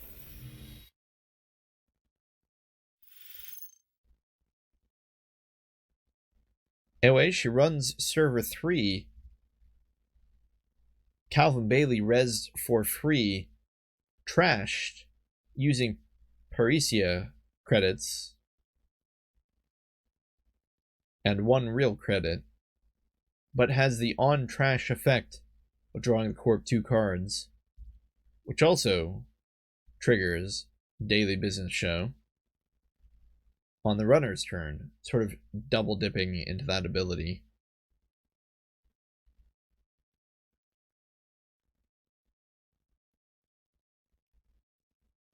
Looking at 3 cards, has to choose one of them to put back on the bottom of R&D. Must be a tough choice as they sit here and try to decide.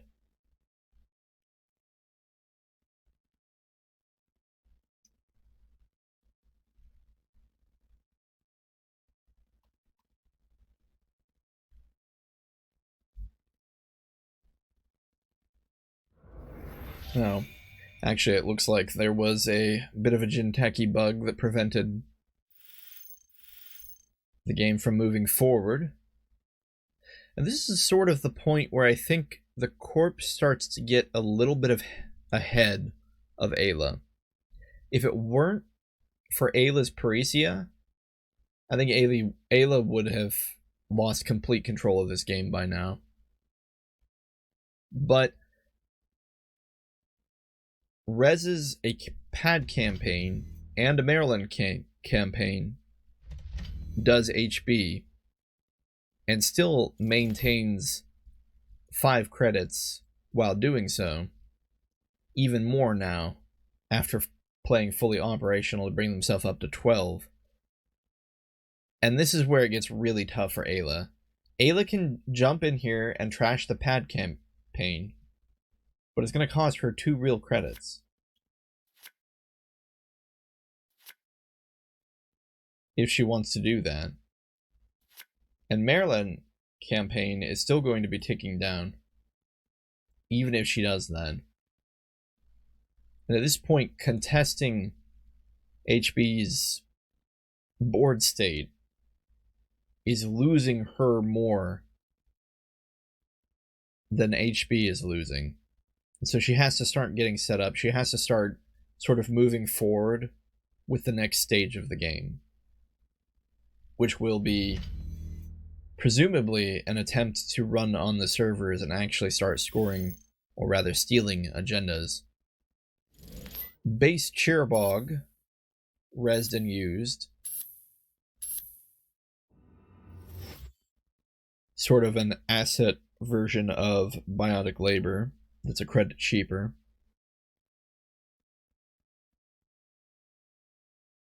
Off-world office scored through the use of that, bringing 7 credits back into the corpse coffers.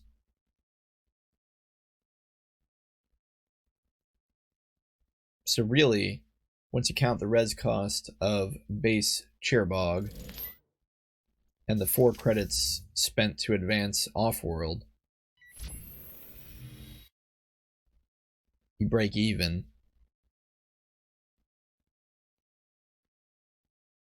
Chameleon enters the stage. I'm not sure what type Chameleon was named. It looks like Codegate, according to the text prompt.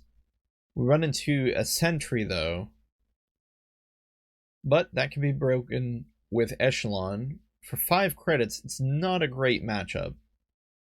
1 more icebreaker, though, and Echelon could draft her for 2 credits instead of 5.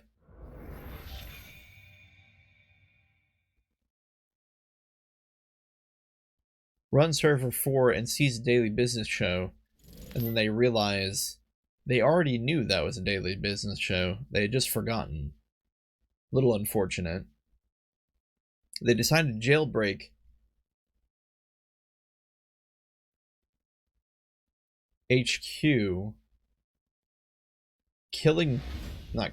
breaking Tithe for 2 credits from Echelon, accessing 2 cards from HQ, one of them a Vacheron, the other a Bionic Labor. If you're going to steal a Project Vacheron as the runner, you would always prefer it to be the first one you steal out of all the agendas you grab, since Vacheron won't actually be worth agenda points until 4 turns after you steal it.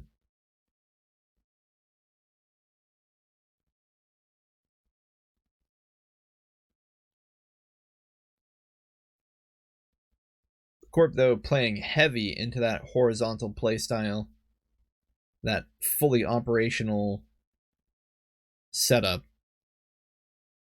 actually plays fully operational to trigger it 6 times. We should just be happy that NASDAQ isn't being used.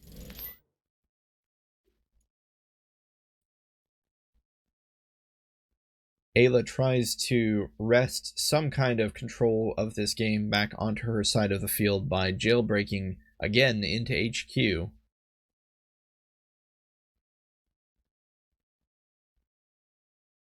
Only breaks the first subroutine, lets the corp gain a credit on the second subroutine. Hits an Onsol 1.0 and a Spin Doctor. Trashes the Spin Doctor for free with Parisia. That's a good catch. Not only do you take away a Spin Doctor, but you also force a future Spin Doctor to recur the trashed Spin Doctor. She decides to run server 3 and hits a white space. White space forces the runner to lose 3 credits in addition to ending the run, although I'm a little confused because white, I always forget this, Chameleon has to come back to your grip at the end of your turn. So Chameleon had to be reinstalled, named as a decoder. Gets into the server that Whitespace was protecting, but it's a Spin Doctor, and she doesn't have the cash to trash it. A second daily business show is rezzed. And at this point, the Corp has as much card filter as they want, and plenty of money to back it up. They drop a Vitruvius and Biotic Labor it out to put themselves at game point. Now, I'm usually a little bit, perhaps even unfairly, critical of people using DZMZ Optimizer, but this deck makes perfect sense to use DZMZ Optimizer because you're discounting your Chameleon to 0 credits every time you install it. And if you notice, she hasn't installed the third DZMZ Optimizer. Maybe she hasn't drawn it, but you don't need a third DZMZ because Chameleon only costs 2 credits to install. The third one would be a waste. With only 2 credits to her name, she decides to run R&D. It's rough, though. Even though these Rozekis have been firing off nearly since the beginning of the game, they on their own have not been enough to fuel all of Ayla's needs. Parisia has actually gotten some pretty good use, but even Parisia hasn't been enough. I think this deck could use just a little bit more money. But then again, I mean, we've seen cards like Telework Contract, Overclock, Sure Gamble. All of these are money cards. It just still has kind of felt like she's been a little on the low side. She does apparently also use Creative Commission. Maybe what she actually needs is card draw. Maybe she has economy in the deck, just has been struggling to draw it. I'm not really seeing much card draw in here at all. There's Jailbreak, it's kind of card draw. And that's it. So all the other cards have had to be drawn manually. Anyway, she runs R&D and doesn't see anything other than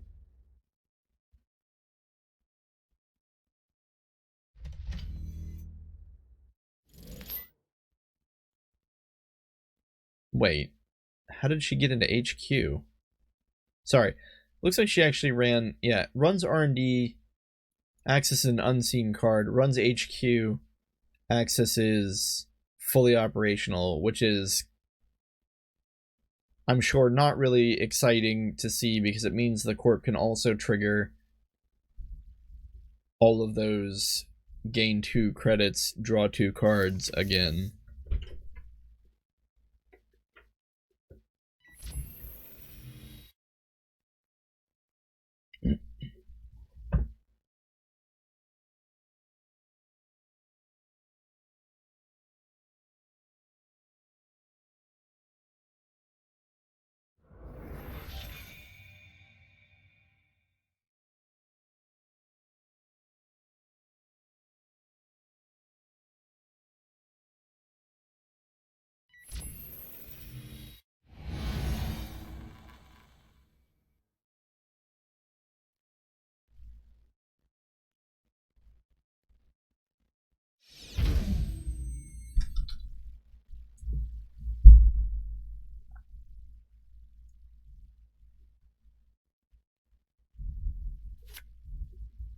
Looks like a run on an R&D sees a Hagen.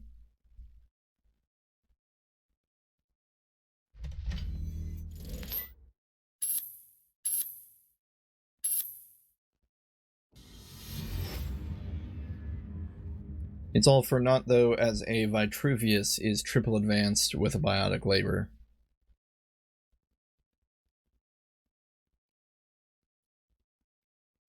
I'm not a huge fan of fully operational decks. I find them to be tiresome. But, that being said, you can clearly see the strength behind the design of the Corpse deck, whereas I think Ayla's deck needed more. It needed more of something. Whereas, clearly, Precision Design's here strategy was to create as many single iced servers as possible and then put annoying assets behind them. Annoying long-term assets behind them. Pad Campaign, Daily Business Show, even cards like Calvin Bailey, Base Cheerbog, which aren't long-term, neither a Spin Doctor, but still fills that niche that allows fully operational to fire. Recur fully operational.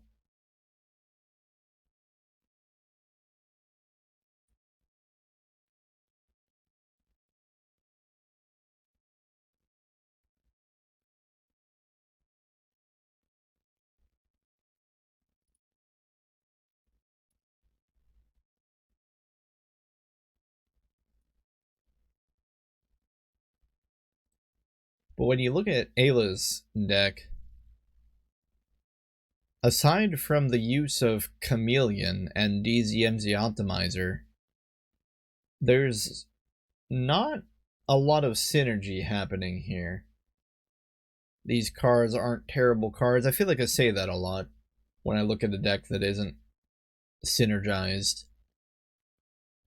Climactic Showdown is a little curious. When your turn begins, remove this resource from the game. Choose a server protected by ice. The corp may trash a piece of ice protecting that server if they do not the first time. This turn, you access cards from either R&D or HQ. Access 2 additional cards from this server. It's just such a weird effect. Like, oh my goodness.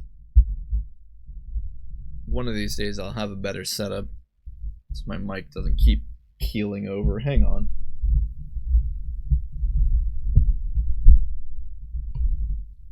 There, maybe that'll work. I feel like Climactic Showdown is...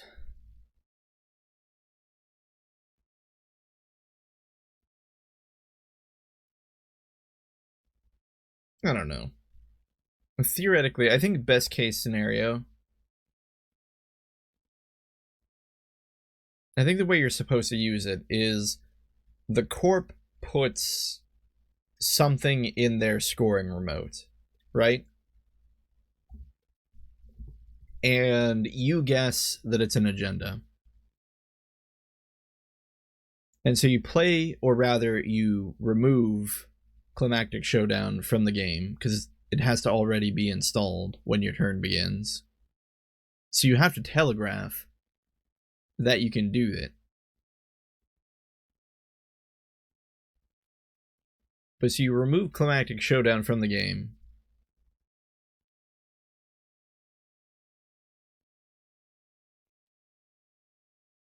Guess that the card in the remote is an agenda. Pick the server. I suppose there's a bit of flexibility with it, though. You don't have to pick the remote server. But I think in like the best case scenario, you're going to choose so that you can target 3 different servers. You choose the remote server, and the corp does one of 2 things. Either they trash the ice on their scoring remote, in which case maybe it's not an agenda, and in which case, okay, good, you got rid of a piece of ice on the scoring remote. Or it is an agenda and they say, I'm not trashing a piece of ice on that remote. In which case, you can ignore that remote and focus on HQ and R&D for kind of that final Hail Mary. Because if you're just using Climactic Showdown to access 2 extra cards from either HQ or R&D,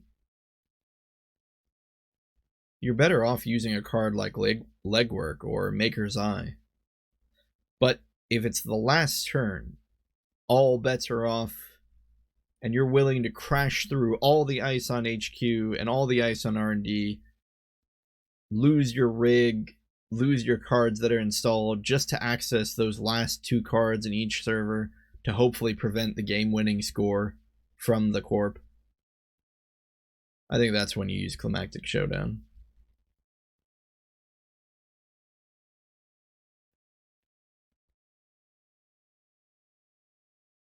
Maybe that's too poetic. Alright, Wu versus another horizontal deck in the form of Near Earth Hub. Near Earth Hub is a fun ID. I'm glad they brought it back. Every time you create a remote, you draw a card.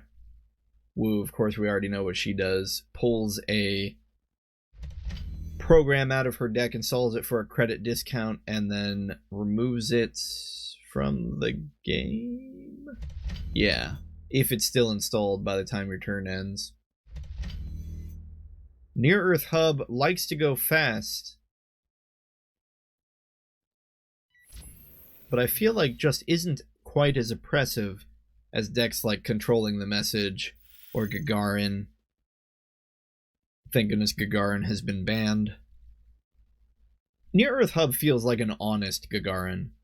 Because where Gagarin says, you can't check these servers, otherwise you'll be poor, Near Earth just says, I'm going to have more servers than a normal corp. You can still check them, though.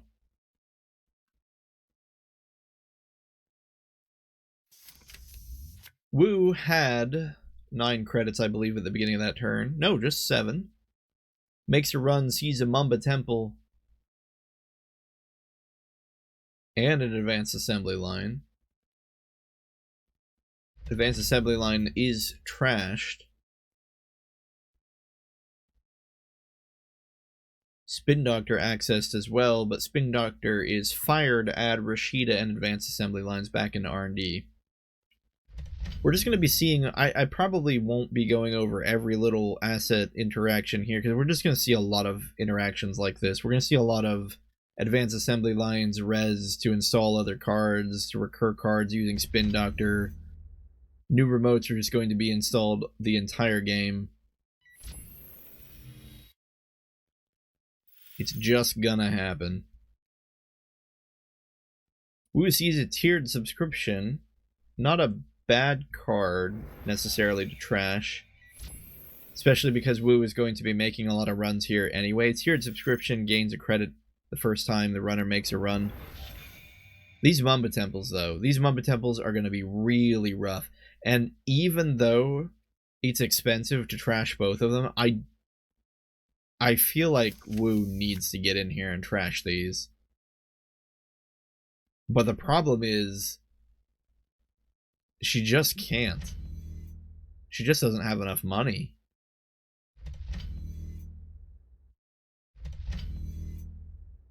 Mamba Temple is one of the strongest asset economy cards. Simply by its nature, to allow you to spend those credits to not only res assets, but also upgrades and ice. And at 3 credits to trash, it is not terribly easy for the runner to do so.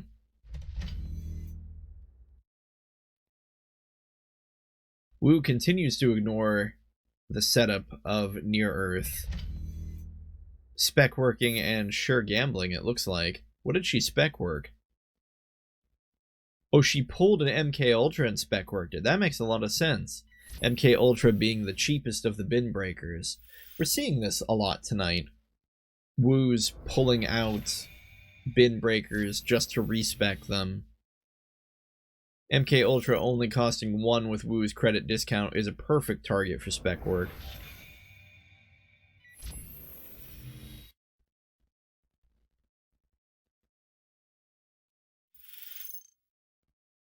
We will talk at least, though, about Lakshmi fabrics here. We see a second one.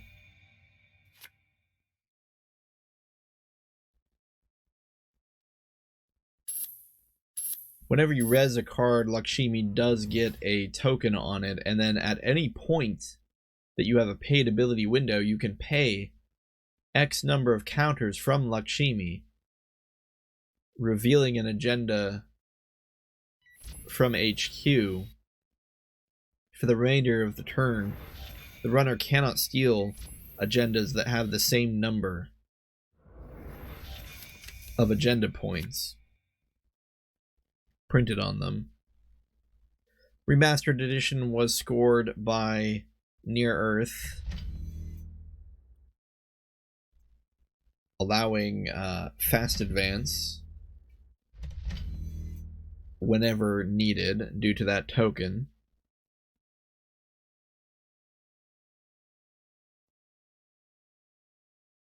Three new servers created.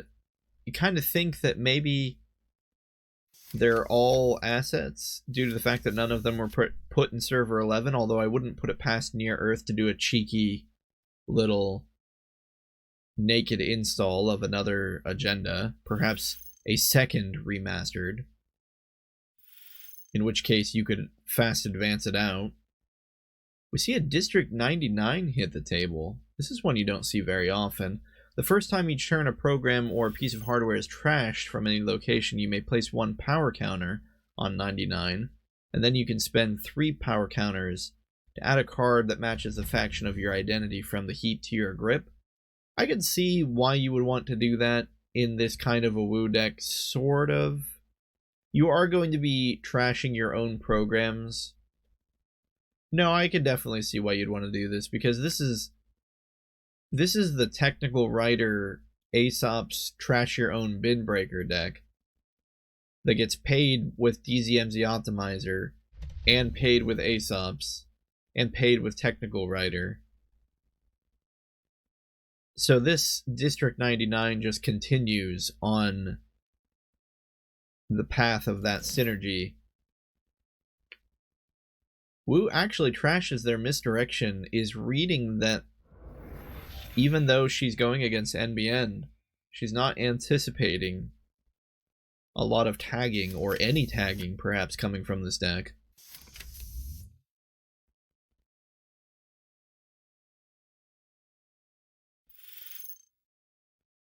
She because I cans to shuffle the card in server 14 back into R&D. We'll have no real way of knowing whether that was useful or not, since we don't know what that card was. At this point, Near Earth Hub has kind of snowballed into that critical state of assets where Woo can't even begin to contest these cards anymore, due to the use of both San City Grid and Remastered Edition. A second Remastered Edition is scored from hand using the prior remastered token and lowering the agenda requirement, advancement requirement with Sansan by 1, effectively turning it into a 2/2. Woo strikes out with her win condition, the Kushik.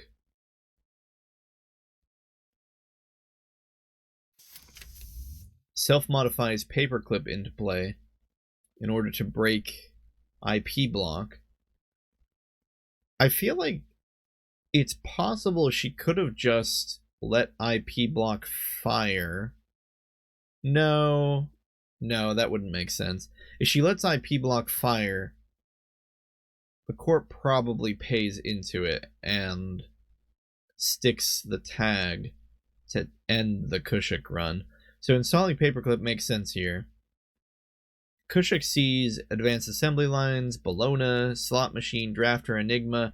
That is kind of heartbreaking because normally you would want to access the Bologna and steal it, but it's gonna cost her 5 credits, so she can't actually steal it. At this point, the game's kind of over. There might have been a chance if she could have stolen a 3-pointer. There might have been a chance where she can somehow scramble to get the last 4 points. But the third copy of Remastered Edition is scored. And you might think, dang, Near Earth Hub is getting rather lucky. How the heck did they get 3 copies of Remastered Edition already? But you gotta think, they've got 2 daily business shows filtering their deck this entire time.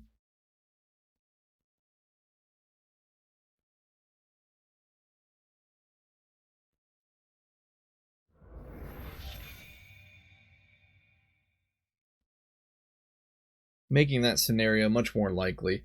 Wu tries to get something, runs HQ, but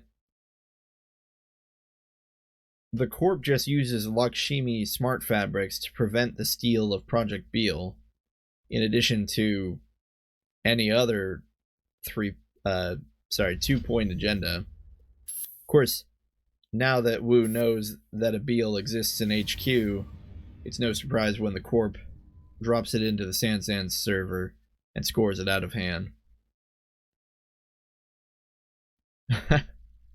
That's some good sportsmanship. The Corp GG's, but apologizes because they saw that this was a rough game for Wu.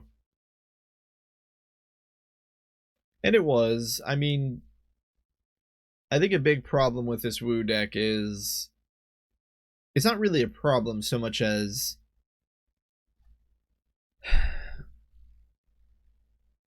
a feature of it or a part of how it works.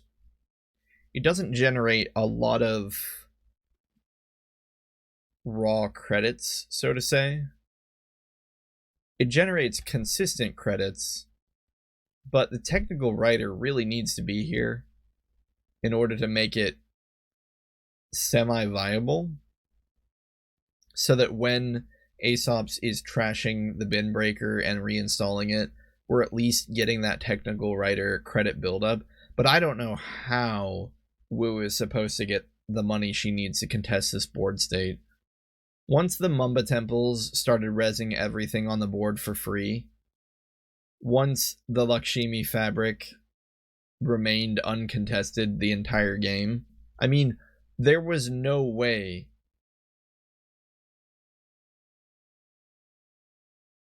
that the runner was ever going to steal any agendas that were in HQ. Or really anywhere, because at any point, all the Corp had to do was pay 2 2 power counters off of Lakshmi smart fabrics, reveal any 2-point agenda in HQ, and suddenly Wu can't steal any of them. Wu had to come in here and trash this Lakshmi, I guess is how you pronounce that, Lakshmi, smart fabrics, if she ever wanted any chance of actually scoring any of the agendas that were hidden in HQ. The Kushik run was a little better because the Corp couldn't know what agenda was going to appear in the Kushik run. It could have been a Bologna, it could have been a 3-2 or a 4-2. But after that Kushik run, if it was successful, Wu still would have had an uphill battle because they needed to get rid of the Lakshmi smart fabrics. I'm kind of curious why they didn't, other than the fact that their deck just doesn't seem to generate a lot of credits. Like, if they want to get on this train where they're selling off their bin breakers and reinstalling in them in order to take advantage of that combo, they need more than just the DZMZ optimizer and the ASOPs. It's a lot of setup for kind of like a couple credits a turn. And it's only after the setup. And that money only comes back if she's running and using the breakers, reinstalling them, which means she's spending money breaking whatever ice she's running into. I think it's a good supplementary income. But I think she needs something else. Because the ASOP's DZMZ reinstall engine is kind of good long-term economy in a sense. It's good economy once you're built up and you want to run anyway, so you're gonna have your breakers anyway, so you might as well sell them to get more money on them, to get more money back from them. But the only other cards she really, well, I can't even say the only, it's Sure Gamble, Creative Commission, and Spec Work. Spec Work makes you a bit of money. It's almost like, sort of like the other deck we were looking at, there needs to be card draw in here somewhere so that she can actually draw into these economy cards. They just released the VRcation card. That one draws, like, what, 4 cards for a credit? It's kind of nuts. Yeah, think about that. 4 cards for a credit.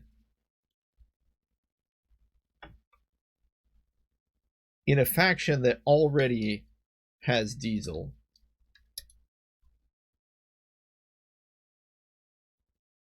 You can get some serious card draw out of Shaper these days.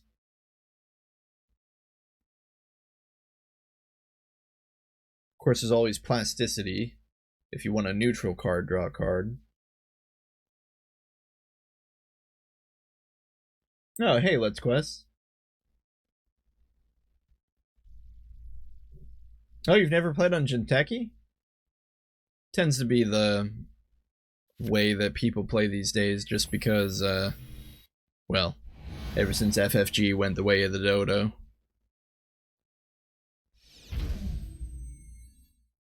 It can be a little intimidating your first couple games while you're learning the interface, but most people are pretty chill.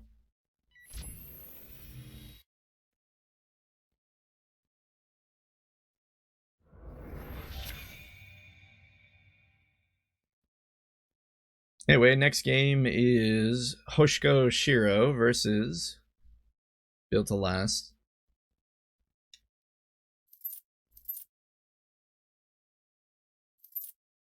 If what I read was correct, a Hoshiko deck actually won Worlds, I think. Or a Worlds. I'm not really sure. I don't follow the competitive scene quite as closely as I used to. Something called Limes Worlds, I think it was called.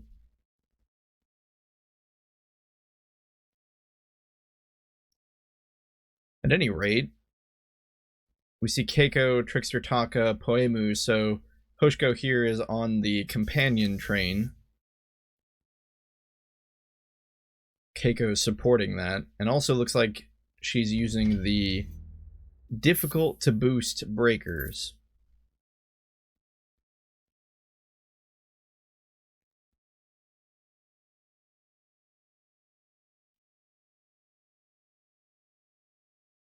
With double companions ticking up, that should generate a certain level of usable income.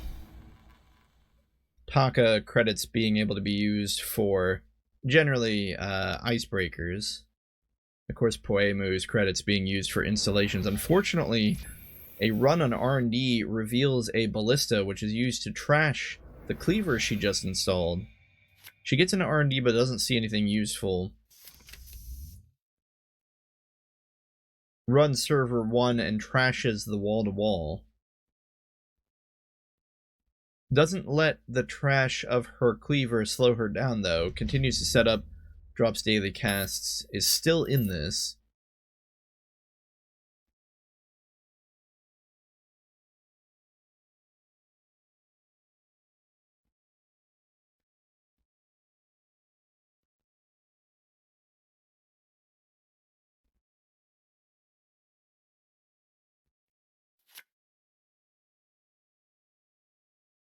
Has several cards in hand, partly helped by her ID ability, which is drawing her a card, but costing her a credit each turn, essentially an installed drug dealer. Bravado's the remote, which is a pretty good move. The Corp only has 4 credits, probably doesn't want to res the ice here on the remote just yet. So Hoshiko does manage to gain 5 credits off the Bravado run.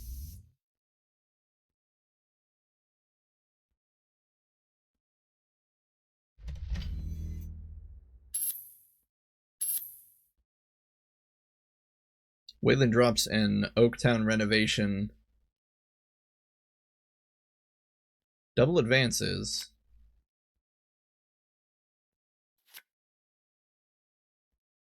Oaktown renovation is interesting, especially in Built to Last, because you almost double dip into the ID ability on the first advancement token that you add. You advance the card once and gain 4 credits. So you actually gain 3 credits by advancing Oaktown. That's kinda nuts. Anyway, Hoshiko tries to get into the server by doing another Bravado run. However, she runs into a Pharos, an expensive ice, but perhaps worth rezzing. No, definitely worth rezzing, just due to the fact that Oaktown can be advanced and gain credits at the same time.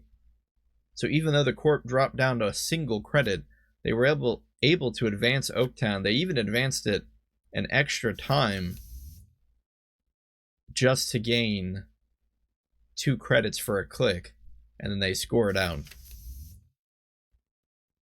Hoshiko down 2 points now to the Oaktown that's been scored, but she has things on her side of the table that are giving her forward momentum. They are giving her potential. Keiko, Poemu, Ice Carver, Dreamnet. Daily casts triggering down, giving her money. It's really just the breakers she needs. She already lost a cleaver earlier, so that's a bit of a setback, but she installs a buzzsaw. It's going to allow her to get through the the code gates. The problem is that the scoring remote here is protected by a very high strength Pharos. So she needs her cleaver, and even if she gets cleaver, it's going to be tough to get in through Pharos. Unless I'm mistaken, it would be 8 credits.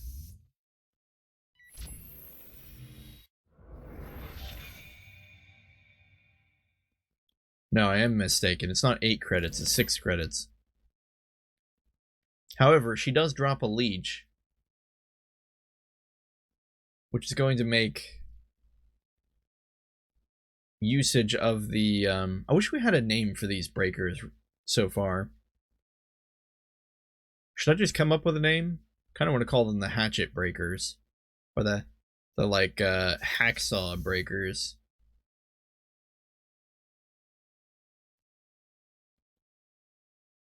Let's call them the hack and slash breakers. No, that's... We need a quicker name. Hack and slash takes too long to say.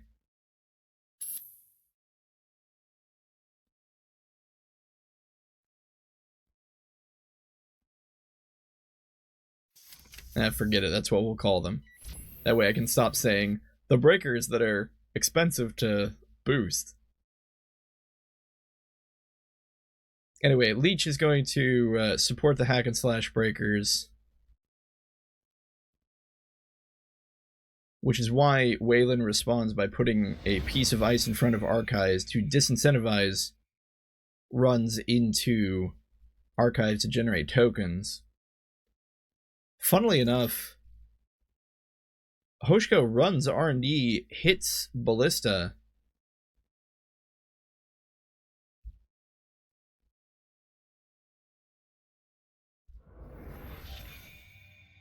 breaks Ballista but spends her leech to steal an SDS drone deployment.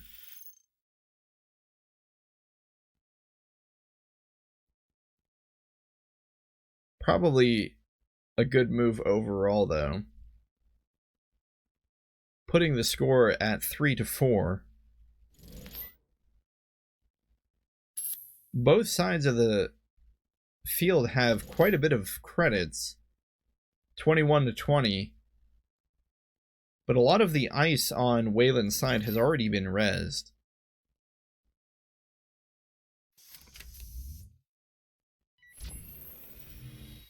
So Wayland will struggle to leverage these credits at the moment while Hoshko is running the centrals.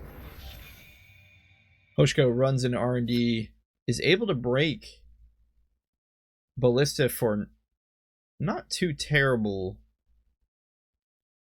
of a cost. 3 credits with Odore.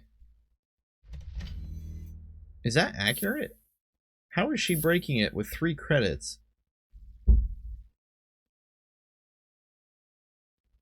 Ballista's got a strength of 4.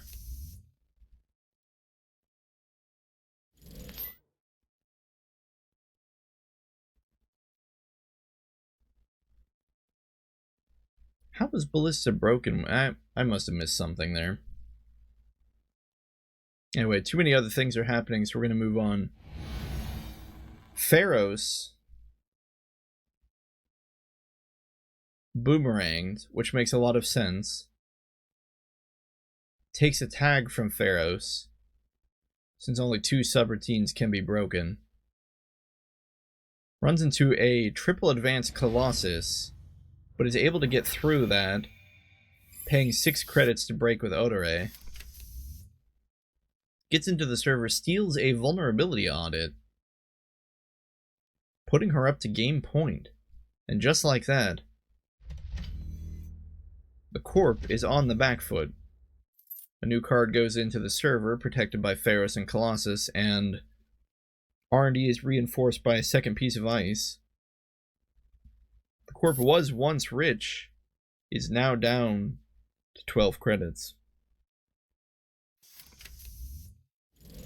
Chisel placed on the ice, protecting HQ.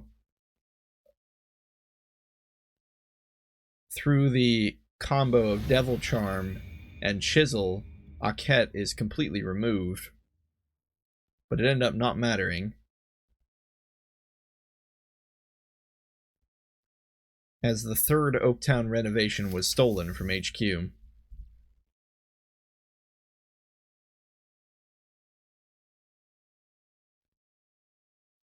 Pretty solid Hoshko deck. Moved quick. Was aggressive through all points of the game. Part of that, too, came from Hoshko's playstyle. We've seen other decks with good cards, but we've seen them fail because the runner isn't aggressive. But this Hoshko wasn't afraid to take chances, lost the cleaver early, and yet still managed to keep going, in spite of the fact that the scoring remote was protected by a 10 strength barrier. Even if she installed her cleaver, there is no way that she's paying 14 credits just to boost cleaver up to Pharos' strength level. It's just not happening. But she didn't panic. She broke Pharos with Boomerang, focused on the other servers, ended the game with 27 credits.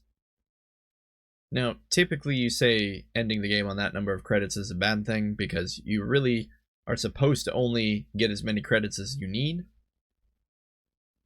But on the same token, you can't always know exactly when the game's going to end. And I don't think acquisition of those credits was necessarily a bad thing, because what it meant was that if she didn't get the final agenda on this run for one reason or another, she had plenty of more gas in the tank to keep going. Oh, you know what? And I just now realized how she broke Ballista with Odore for just 4 credits.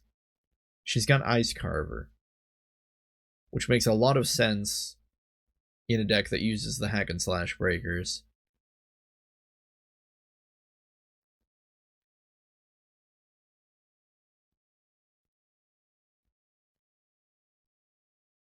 Ice Carver, Leech. We gotta get the name of that card from the original core set. It's driving me nuts. We used to just call them the fixed strength breakers. Yogg 0. That was the one. Yogg 0 and Mimic. The fixed strength breakers. So now these new breakers aren't fixed strength. But up to a certain point, they might as well be. They function very similar. You still want to use Ice Carver, Leech, anything you can do to drop the strength of Ice. You know what? Devil Charm could have even been used on Pharos if needed. The Ice gets -6 strength. So Pharos would have dropped down to 4 strength, and Cleaver could have broken through it for 4 credits. Still not great, but it's a lot better than 16.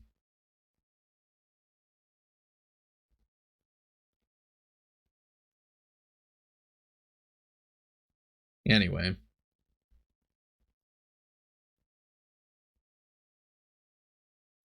Get a game between Max and the outfit. Forget about it. The Mafia guys. Turn one, we have the bold, just straight up, I'm gonna score hostile takeover. Max says, okay, if you're gonna do something crazy turn one, I'm gonna do something crazy turn one. She wantons destruction, trashing 3 cards from HQ. We don't know what those 3 cards are. Assumedly, though, they're ones that the Corp would have rather kept in hand. The Corp, on their turn, surprisingly just draws up 3 times and what is happening here? This game. So the Corp draws up 3 times, trashes a card because they overdrew, and Max just literally goes right back in with another wanton destruction. The Corp is at least being good name. What? Are we watching 2 robots playing? I don't understand. Are we... Is this Groundhog's Day? Are things just happening over and over again? So after another hostile takeover is scored, unfortunately, we're just immediately hit with a Dirty Laundry in Archives, which does make sense. Which manages to score a Project Atlas as well as a hostile takeover.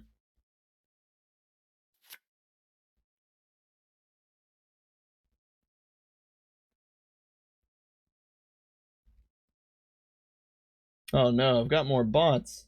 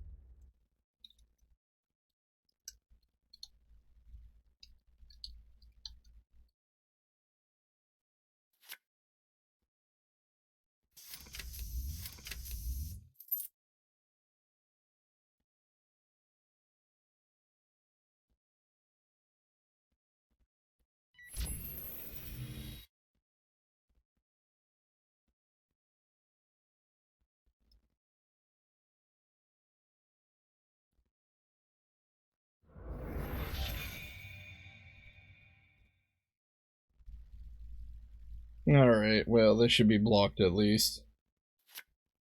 Maybe not the most elegant solution, but I suppose it's something.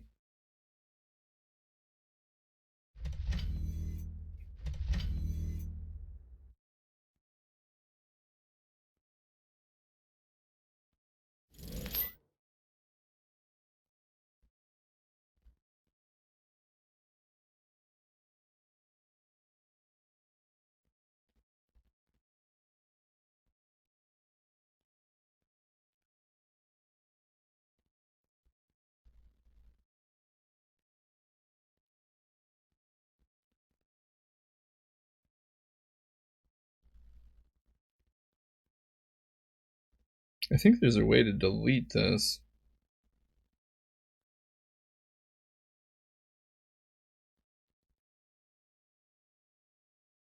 I keep trying to do it with the stream manager on the phone.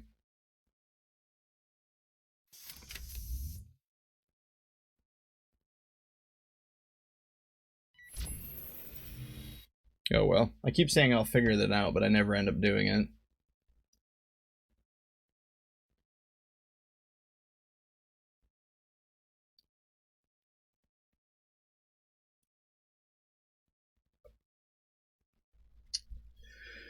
What did we miss?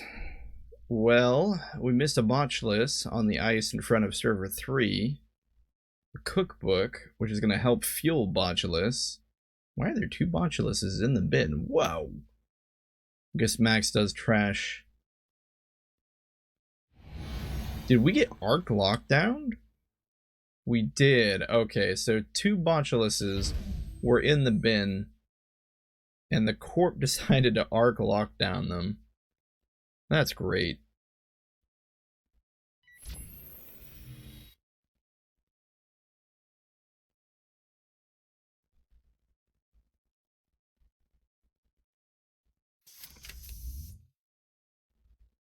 Run on server 3, simulchip installing a fermenter mid-run. What was that for?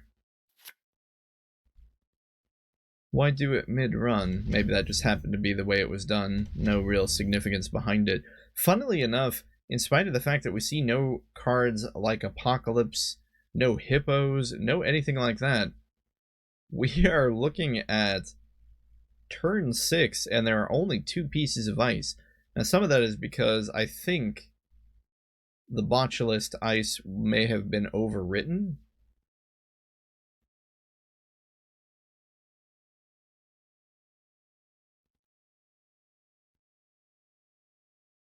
Frantic coding has also been being used.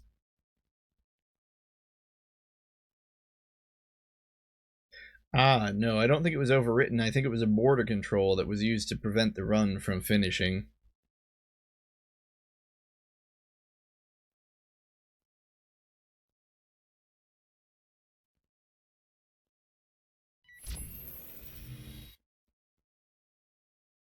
The guys playing in this game are having a lot of fun. It's great to see. It's another border control protecting the Navi Mumbai city grid. During a run on this server, the runner cannot use paid abilities on non-icebreaker cards. So you can't use simulchip. But does it matter? At this point, I think the players are just being goofy. A bold run into R&D sees a bulwark. More bad publicity for Max, but a hard end the run, as well as a discount on bulwark of 2 credits due to the end the run gaining 2 credits for the corp. However, there are no programs to trash at this time.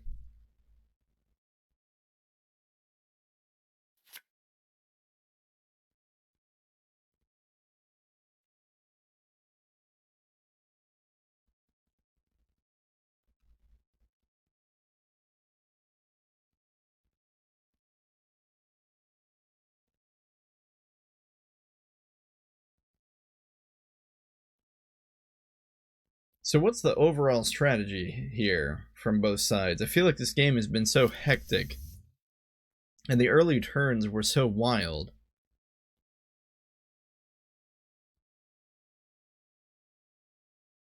Why are there so few cards in archives, in spite of so many things having been done?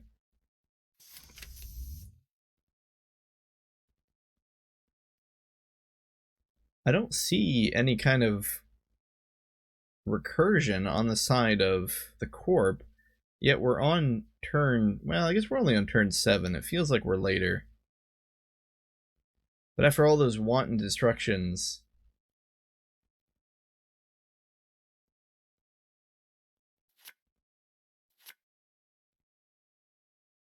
I guess those were only 6 cards trashed, and 2 of them were agendas. So only 4 of the cards currently in archives are still from those Wanton Destruction runs.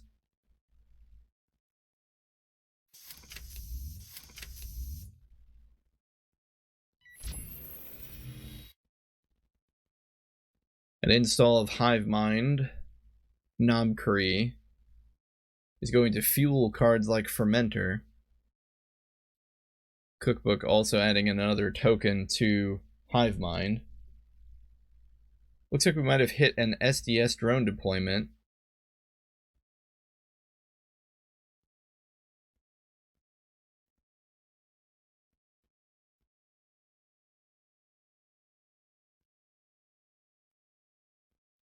Wait, what happened here? HQ was run, but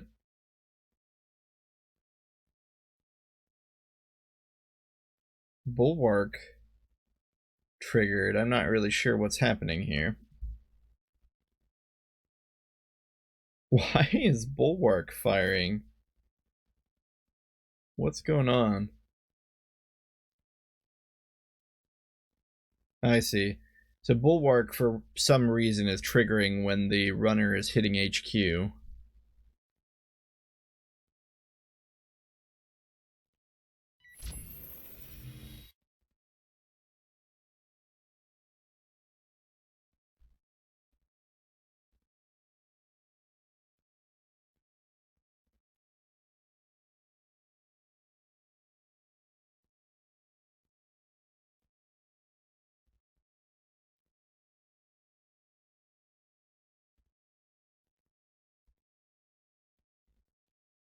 Theoretically, if Max hits an agenda in HQ, the game is over.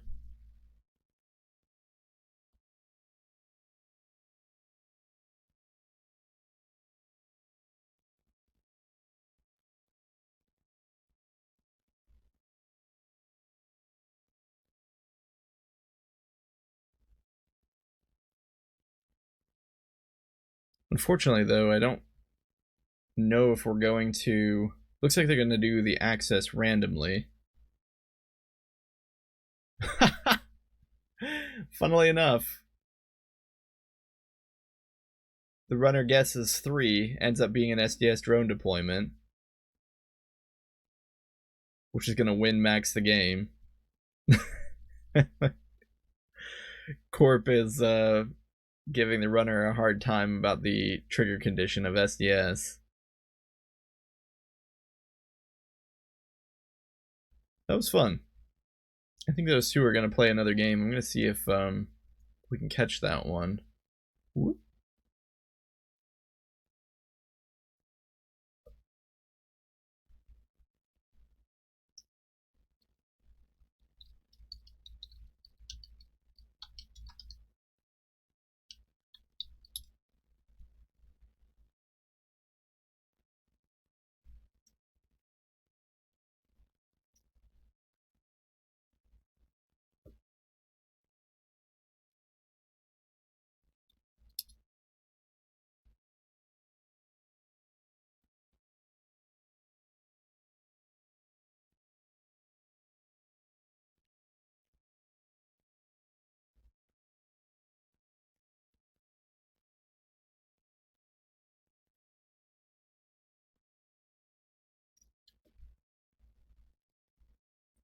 Alright. Let's see if we get a more normalized game instead of double wanton destruction right out the gate.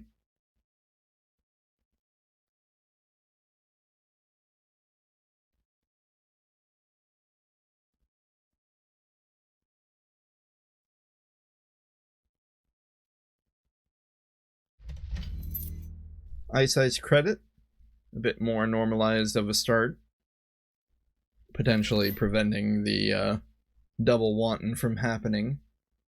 This Max seems to like to use cards like Frantic Coding and Making an Entrance.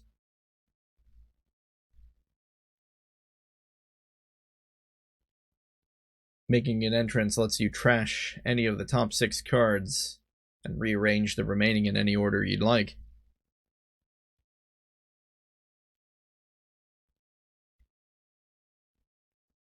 Imp, Knobkree, I've had worse, labor rights, all trashed.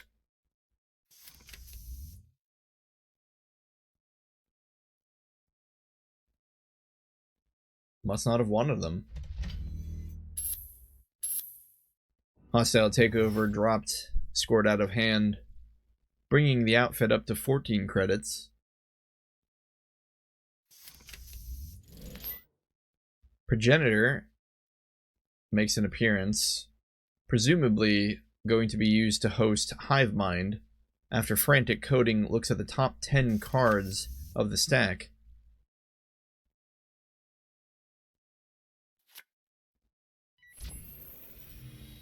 Hivemind was not included in the top 10 cards, so instead Amakua is installed.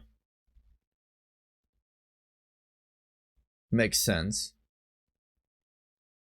A run on Archives generates an Amakua token. The runner jokes that half of their deck is gone.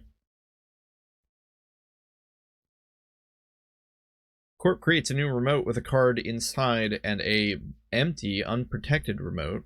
Sorry, not an... that doesn't make any sense. An unprotected remote with a new card. Botulus attaches itself to the iced remote. We'll have to see if the Corp even wants to res it with Botulus there. It is a Bulwark, though. Oh, dear. Bulwark not going to be able to be stopped with Botulus, but Botulus can at least prevent the program from being trashed. So, when it's somewhat expensive end the run, of course the outfit gains 3 credits from the bad publicity that Bulwark provides. So essentially for 5 credits, the outfit was able to end the run. Max runs the naked remote. It ends up being a Spin Doctor. Trash for 2 credits. Card inside the Bulwark server was just a Rashida.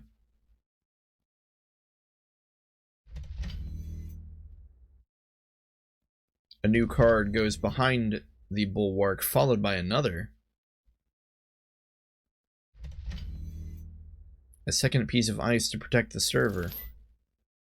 Are we afraid of Max somehow getting through the Bulwark? How would Max even get through that? I suppose if they had a boomerang or something. Anyway, another Frantic Coding pitches the top 10 cards of the stack sans 1. Which one are we going to choose? Oh, sorry. No. Not a Frantic Coding. The Frantic Coding was actually just pitched due to Max's ID ability. Instead, making an entrance trashes Frantic Coding, Hivemind, Simulchip, and Sure Gamble. Oh, so I misspoke. It was actually making an entrance, the trash Frantic Coding. 4 of the 6 cards that making an entrance looked at were pitched. What on earth is this Max deck trying to do?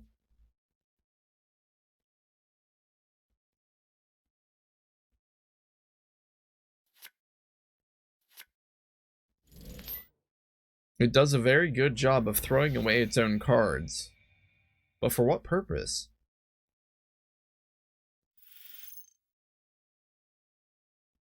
Rashida resed. Second Rashida. Putting the Corp up to 9 cards in hand. 1 card will be pitched.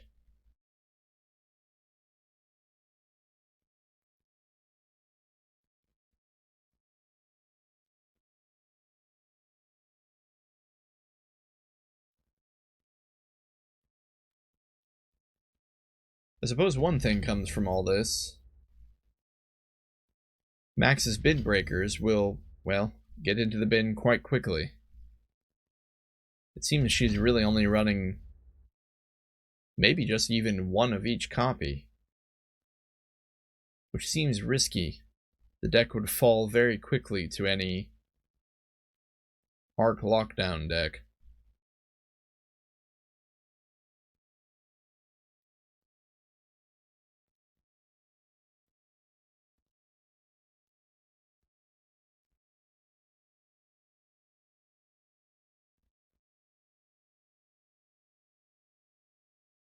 2 more cards are installed in server 2.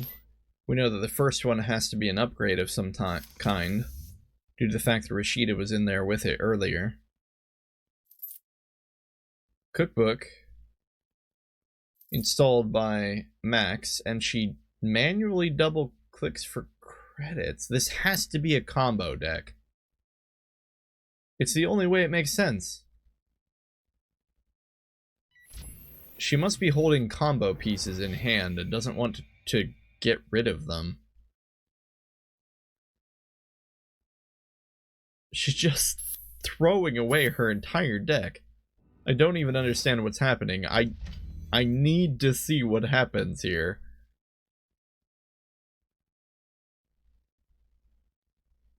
Anyway, the card in server 2 was just a hostile takeover. Scored for another point, and Max plays Harmony AR Therapy to put back a copy of Labor Rights and Rebirth into her stack.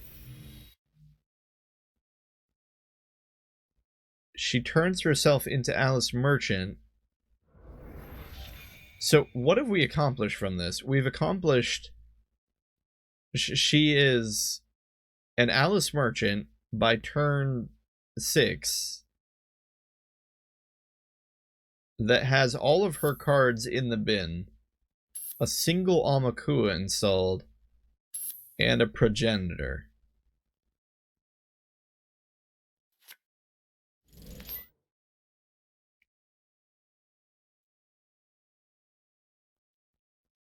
Oh my goodness, I've been reading Harmony AR Therapy wrong the entire time. I thought you had to remove copies of the cards you shuffle back into your deck from the game. No. You just have to choose 5 cards, each of them have to have different names. I was wondering why the other copies of Labor Rights weren't removed.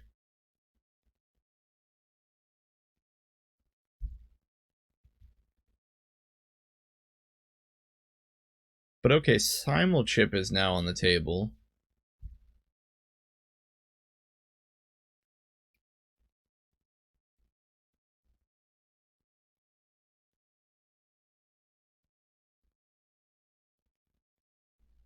The Bontulus on Bulwark has enough virus tokens on it that it can break right through Bulwark.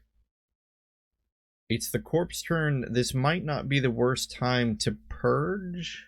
Maybe? No, we're gonna consulting visit for an arc lockdown, and there it is. We're just removing the MK Ultra, though. An interesting choice. I would have presumed you would want to remove... Well, I guess you could remove the paperclip, except the problem is Bontulus is on Bulwark. Maybe Bontulus should have been named. It would have gotten rid of both the copies in the bin.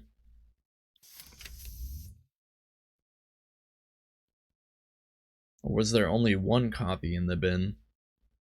No, there were 2. At any rate,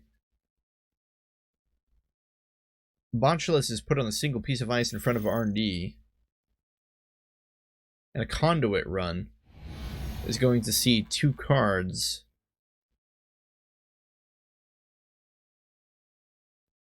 Or at least it was, until the Corp rezzed and used Cyberdeck's Virus Suite to cripple the strength of Amakua. Did they even need to, though?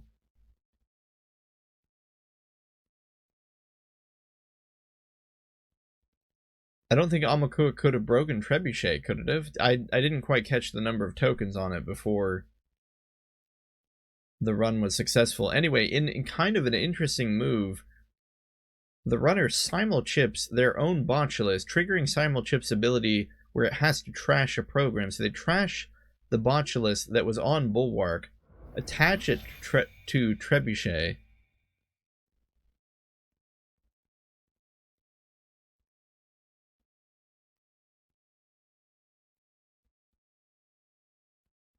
Trebuchet traces and prevents the runner from accessing any new cards. But because the run is still considered successful, Conduit and Amakua both get a token. But what are we looking at here, my friends?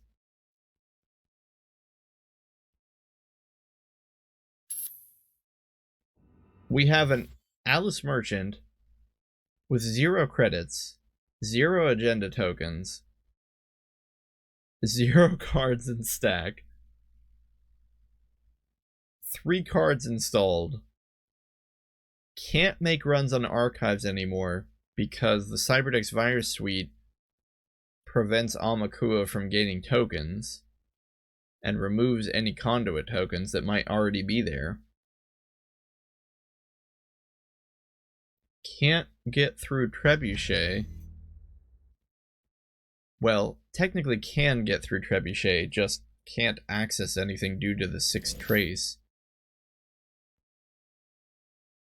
The Botulus is gaining virus tokens, but an SDS drone deployment that was scored previously trashes one of the 2 Botuluses on Trebuchet.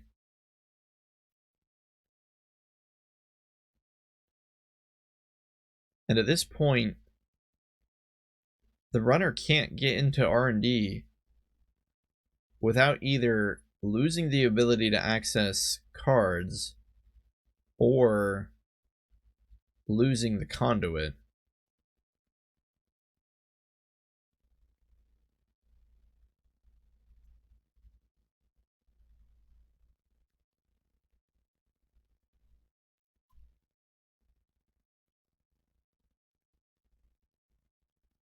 It's just, what on earth is this max deck trying to do? The runner says they're out of options, but what were their options to begin with?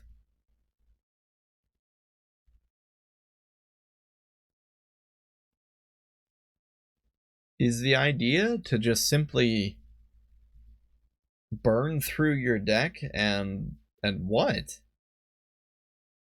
You can get bits and pieces of your combo here and there.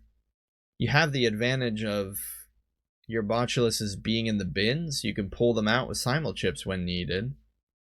You can AR therapy various cards from your heap back into your stack, but this whole thing, even with cards like Making an Entrance and Frantic Coding, this whole thing is extremely slow.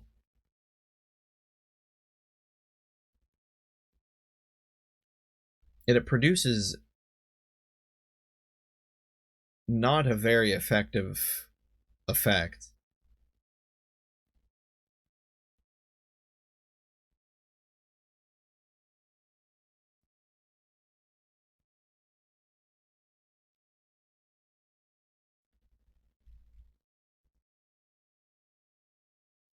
I think my mind broke on that one. I need to see a normal game now. Alright. Black Tree, or maybe we're going to have to start calling it Blue Tree. Jinteki Personal Evolution against Ken Tenma.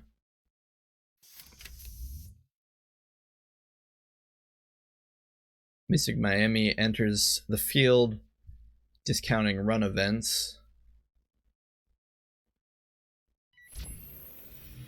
Or just events in general, I suppose. Ken goes right in HQ, not using any run events though, must not have a jailbreak or legwork or anything like that. Accesses an Eli and drops a liberated accounts.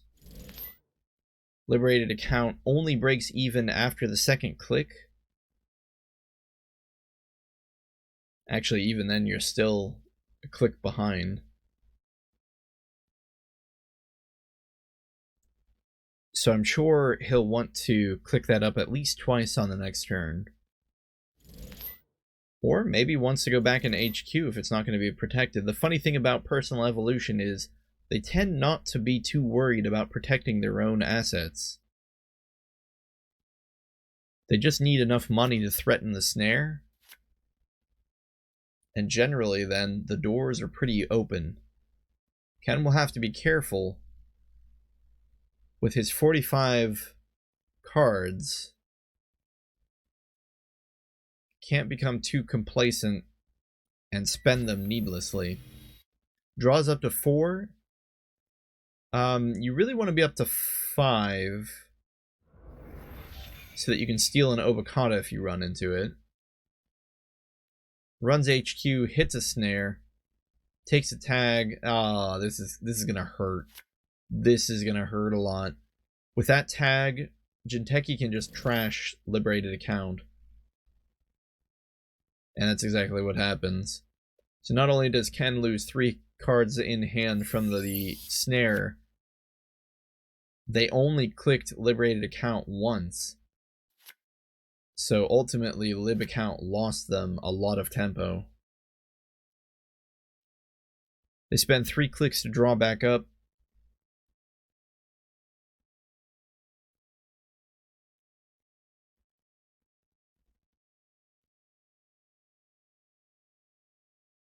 Sprint. Sprint Jinteki, I suppose. That lets you funnel trap cards into hand.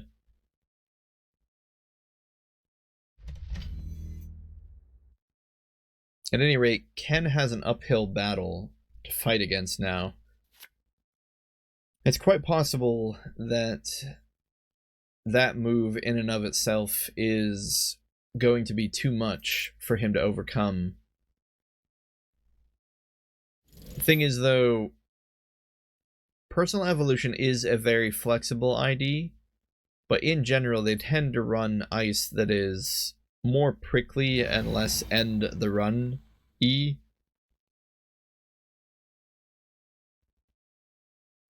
Oh, hey, humble Juggernaut.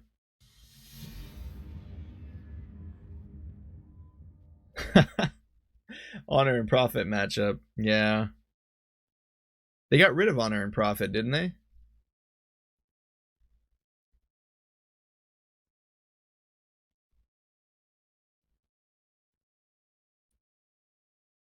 Looks like a run on a Saisenton. It's actually going to flatline the runner. Against PE, you kind of have to think about the game differently, and I think this runner probably just didn't have a lot of experience playing against it. Didn't run with 5 cards in hand into HQ, ran last click, got hit with a snare, and then got killed by a Saisenton.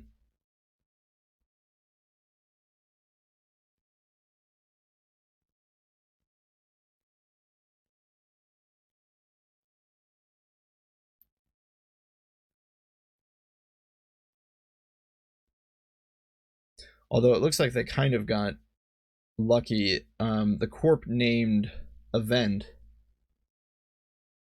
and managed to trigger Saisenton's extra net damage twice. So even though Ken ran with what looks like 3 cards in hand, 1 net damage, 2, 3. Hold on. 1, 2, 3, 4. Now they ran with 4 cards in hand, which is, again, you probably still want to be running with 5 cards in hand anyway, just so you can steal the potential Obokatas. But running it with 4 cards in hand generally should be considered safe. But the Saisenton was able to re-trigger its net damage due to its on-encounter ability.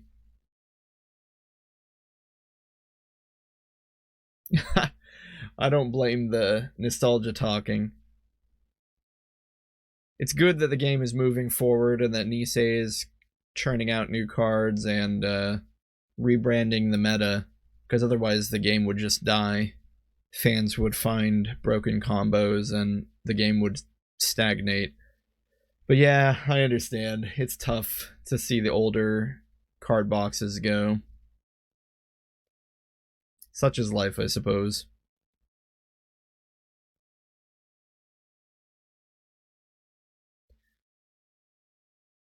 Well, let's see if we can find a bit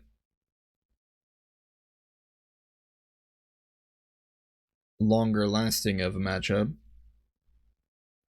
Reina Roja versus Polana. I don't think I've seen a Reina Roja yet with the new card art. She's looking as stern as ever. It is a she, right? I think so. Because isn't she called the Red Queen?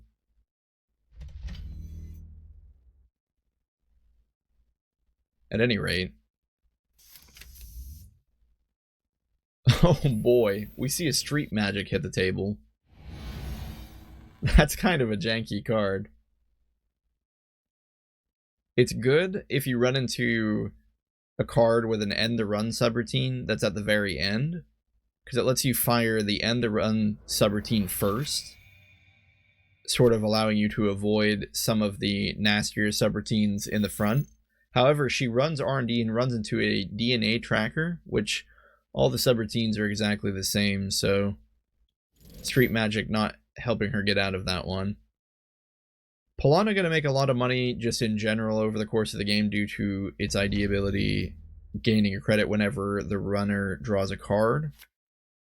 But Celebrity Gift is used, gaining even more, revealing DNA Tracker, Data Loop, Gene Splicer, Government Subsidy, and Hedge Fund, so still even more money in hand. No agendas. The Gene Splicer, DNA Tracker, those make sense. What really has me interested is the Data Loop. Typically, Jintekis include that in their deck to attempt to make Obakatas more difficult to steal, since the on-encounter ability forces the runner to add two cards from their hand into their stack. Reina runs HQ and sees a Conjine, a new mythic piece of ice. I'm actually not terribly familiar with this one. It looks like you play a Psi game, and if the Corp wins, you can force the runner to encounter a different piece of ice. They played the Psi game, but it looks like the runner managed to win, which is pretty good, because otherwise I'm sure Polana would have had them crash back into DNA Tracker. Both sides have a fair amount of money now, or had a fair amount of money before the Chiashi was res. Roja had also a fair amount of money, but they installed a paperclip and broke the Chiashi for 7 credits, 11 in total when you count the installation cost. Did manage to get into the server, steals a send a message, which allows the court to res the ice on archives for free. Only 3 credits. I'm sure they would have much rather res the Chiashi for free. In fact, it's possible that the corp should have just let Reina in without resing the Chiashi, just to res the Chiashi for free.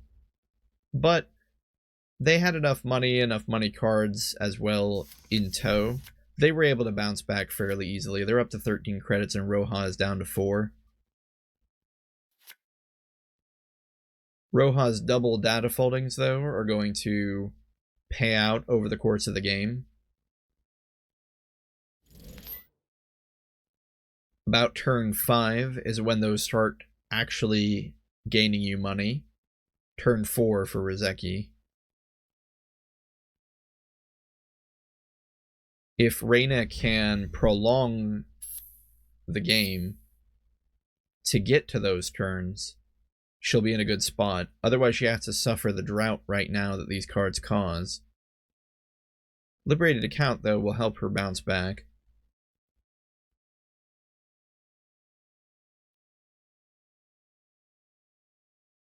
Corp installs a new card in server 1 and double advances it behind the Chiashi, as well as a second unknown piece of ice on the outside. Have we seen any NGO fronts from them? We have. Could just be another NGO front. Quite possible it's an agenda, though. We've only seen one agenda so far. No agendas in the bin. You have to assume those agendas have to come at some point or another. Either they're in HQ or the one in server 1 really is an agenda. Roja runs the remote, hits a second DNA tracker, decides to go ahead and break this one, although it's very expensive. 3 credits to install Black Orchestra, 9 to break the DNA tracker. It might have even just been cheaper to let the DNA tracker fire. But it depends on the value of the cards she has in hand. Plus, the installation cost of Black Orchestra only needs to be paid once. Whatever that card is in server 1 that's being protected by such heavy ice, it's advanced again.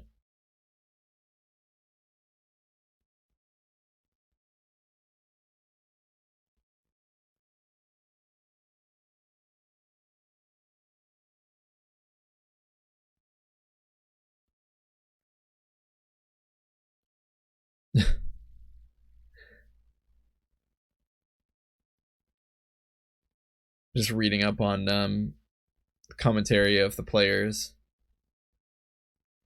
I guess the runner is a little upset that one of the current metas of Corp players right now is to have a lot of Operation Econ. I guess I can understand that. The newer release of cards allowed government subsidy as well as Hansei review. 2 cards that just gain the Corp 5 credits each. Government subsidy really doesn't even have a downside, except you just need 10 credits to use it. Hansei review's downside can be mitigated by the fact that you get to choose the card that's trashed. Combine that with cards like Hedge Fund, suddenly it's very easy for a Corp deck to have 9 operation cards that gain them 4 to 5 credits. But that's not entirely fair because the runners got the same treatment in a way. They got Creative Commission, Wildcat Strike, and even though VRcation doesn't make you money, it's still the same concept.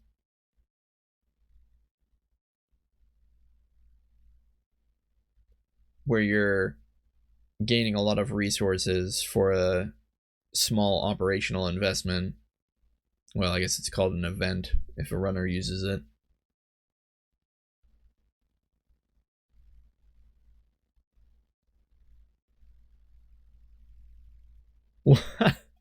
Oh no, what's going on here? Guys. Mom and Dad shouldn't fight.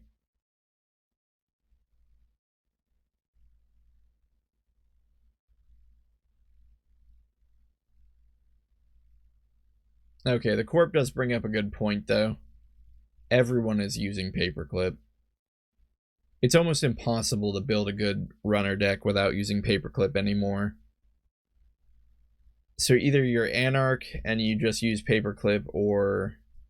That's not entirely fair. I mean, there are definitely decks out there that don't use Paperclip, but I'll be honest, when I build my runner decks, I almost always splash for Paperclip. It's just too ubiquitously good. And there are too many barriers that are just a huge pain to get through with anything else. Let's do something like Kit, who just converts them to Code Gate and breaks them with Ngolo.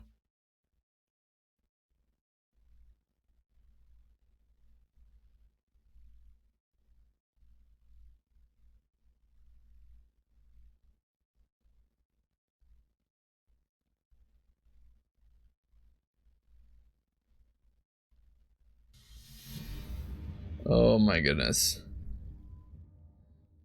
Alright, well, we're gonna dip out of this one.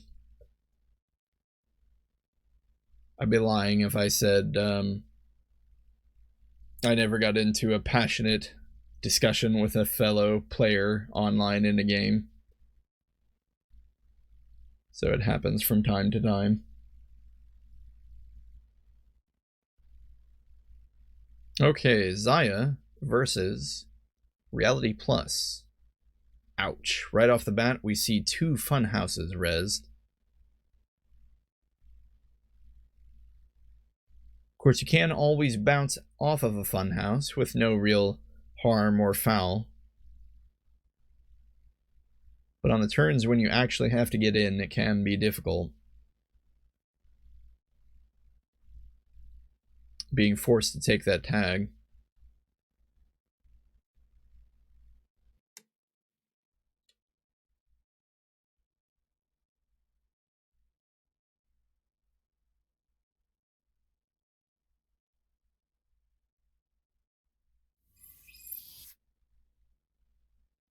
Alright, Zaya manages to get into the server.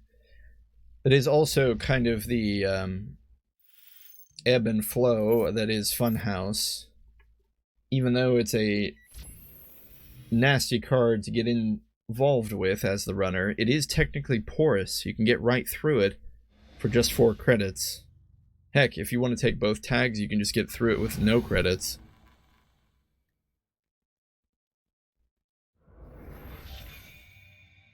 Zaya runs R&D and turning wheels to access 2 cards. The first one is a sending a message, which is used to res a 7 credit Thoth for free.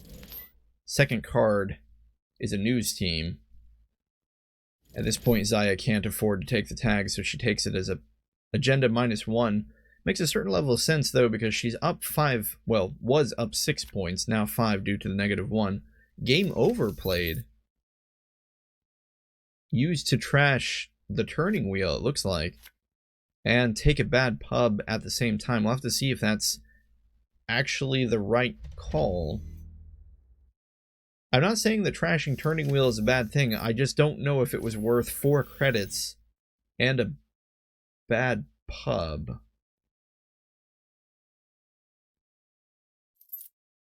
Oh no, it trashes all installed non-icebreaker cards. Okay, so did we lose?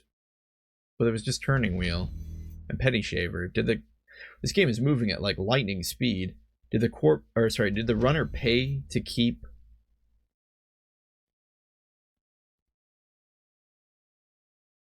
Oh, it's just all resources. So yeah, it was literally turning wheel was the only target there.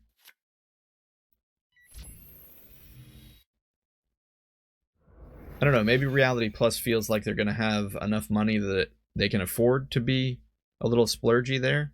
At some point, Spin Doctor shuffled in the game over back into R&D. Again, these 2 players are playing very fast.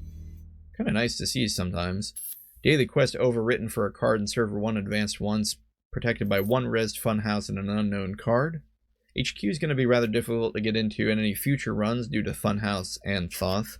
R&D still is unrezzed. However, there's an upgrade in the server. We've seen a couple Crisium grids pop up every now and then.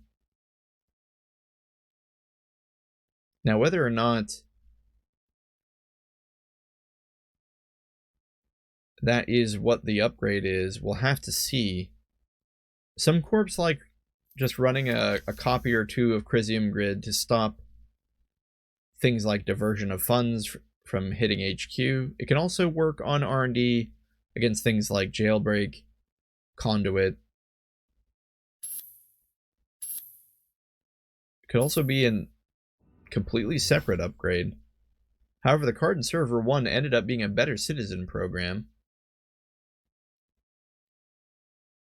Works pretty well in Reality Plus, especially against Criminal, since criminals tend to play a lot of run events.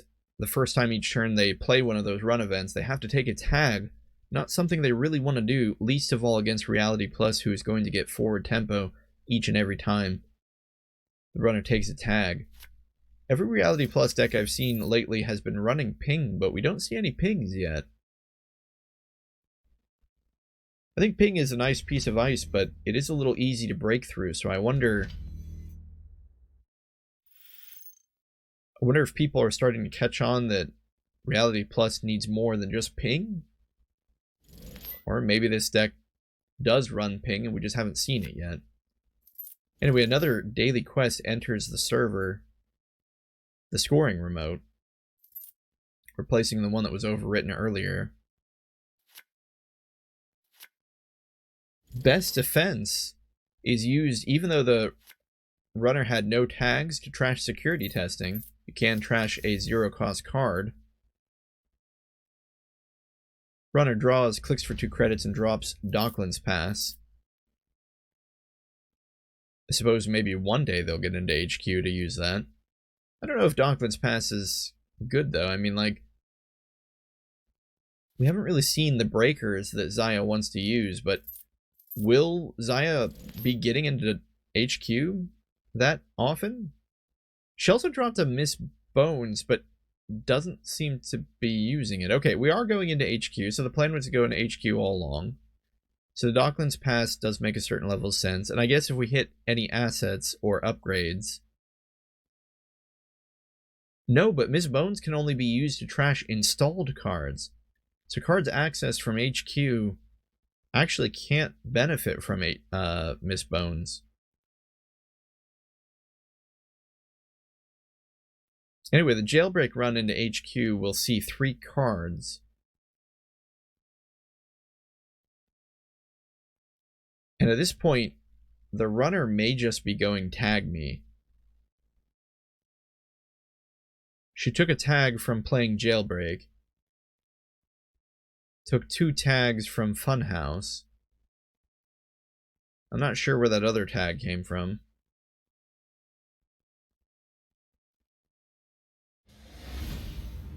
Looks like it doesn't matter, though. Xayah went in for the win. Corp calls it a snipe, but it wasn't much of a snipe.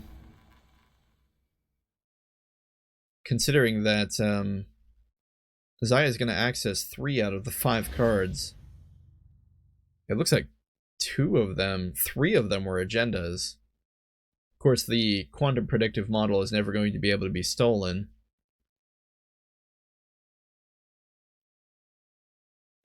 But at least 2 out of the 5 cards were going to be agendas.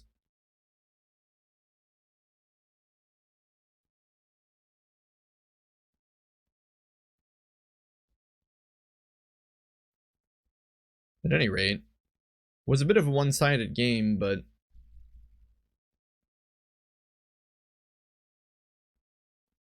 I think if Xayah didn't win there, things were about to get pretty rough with her due to the level of tags she had. We have a Cambridge versus Precision Design. I like seeing Precision Design. I just wish everyone wasn't going horizontal with it. It sounds like such a whiny thing to say. I mean, it's fine. People can do whatever they want with it. I just, I think there maybe are more interesting things to do than just playing asset spam with it. Anyway, 4 servers are created by the time turn 3 rolls around. Cambridge checks one of them, gets lucky, it's a Mega Pre-qualifier. However, if there's a second Mega Pre-qualifier hidden amongst these servers, Cambridge may consider himself unlucky, since it'll be worth an extra point on the Corp side of things. However, it's not. Just a Hyperloop extension. Triple clicked, credit neutral score. However, it does trigger Precision Design's ID ability, pulling back. What do we want here from the bin? A hedge fund. A simple hedge fund. Nothing wrong with that. Pulling back another 4 credits for a click, especially as the Corp. A little more difficult to get money than the runner in some cases. Operational income tends to be the safest. Cambridge still getting set up, drops turning wheel.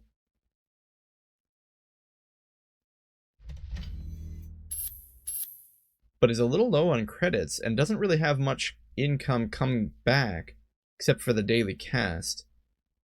The turning wheel makes a certain level of sense, though, with a completely open R&D. The next turn, he can run R&D a couple times, maybe, generate some tokens, and peek into R&D, seeing a couple cards. Server 7 card, install double advance. It is just an NGO front, so that's a wasted click. Precision Design pops that. Cambridge now has to... I don't like that. Sorry. That was a weird way to say that, but I do not like that he decided to click for 3 credits. R&D is completely open. He has the turning wheel installed. The least you could do is run R&D once. I'm not saying you have to run it all 3 clicks, but when are you ever going to get cheaper accesses than free? Luminal Transubstantiation is rezzed and triple advanced. And due to Jeeves, another click coming back to the corpse. They have 4 clicks to play around with. They draw Hedge Fund and install a new remote, as well as protecting R&D, and now those free runs on R&D aren't an option anymore. Cambridge bravados into HQ, hitting a drafter. Drafter very easily broken by Bugalter. Just 4 credits, and 2 of those credits come back. Gets into HQ, sees Audacity. Okay, so you know that Precision Design can fast advance the last agenda without much ado.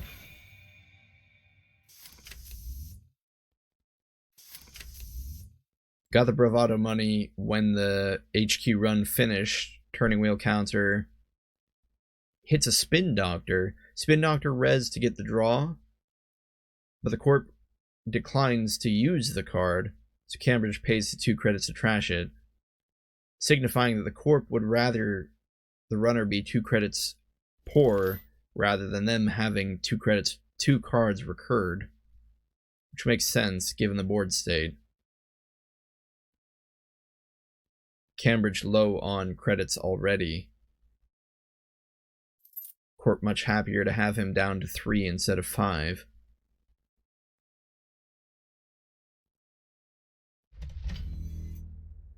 Class Act and Hernando Cortez dropped, which also partially is why Cambridge is so low on money. G's protected by a single piece of ice.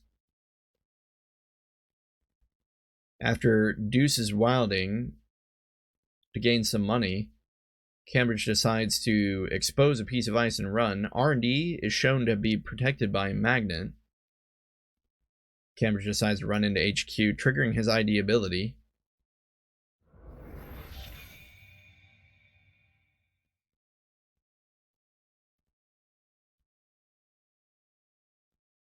Getting another power counter.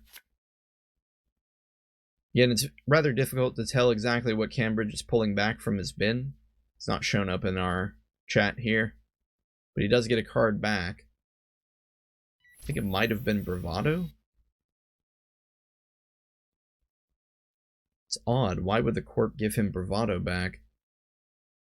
You think instead you'd just give them the Class Act back.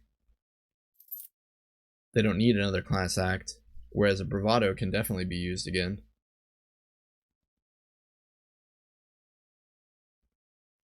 Turning wheel is getting up there. 3 tokens. Really starts getting scary around the 6 to 8 token mark. About the point where you can do a full clean sweep on HQ. Although against Precision Design and their +1 hand size, you'll need 10 tokens before you can do a clean sweep on HQ.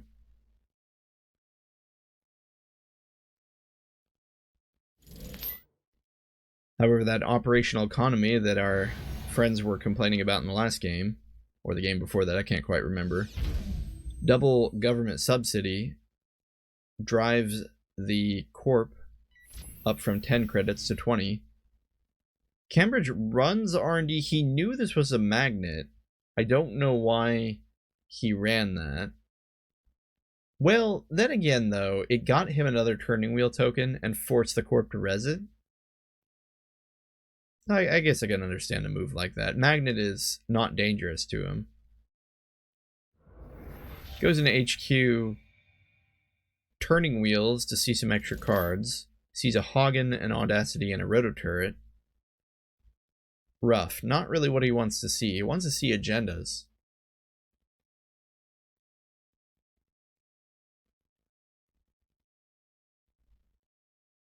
Also, the fact that the corp is holding ice in hand shows that they're not really feeling pressured right now. They haven't felt the need to install that ice, which is smart on the part of the corp.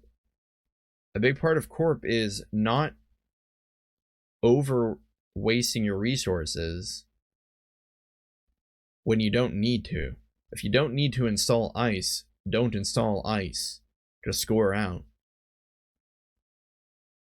Or draw further for your pieces. Corp drops a card in server 10, Audacities. Scores Vitruvius, putting them a game point. Unless, of course, they score another Hyperloop extension. 3 cards in the bin.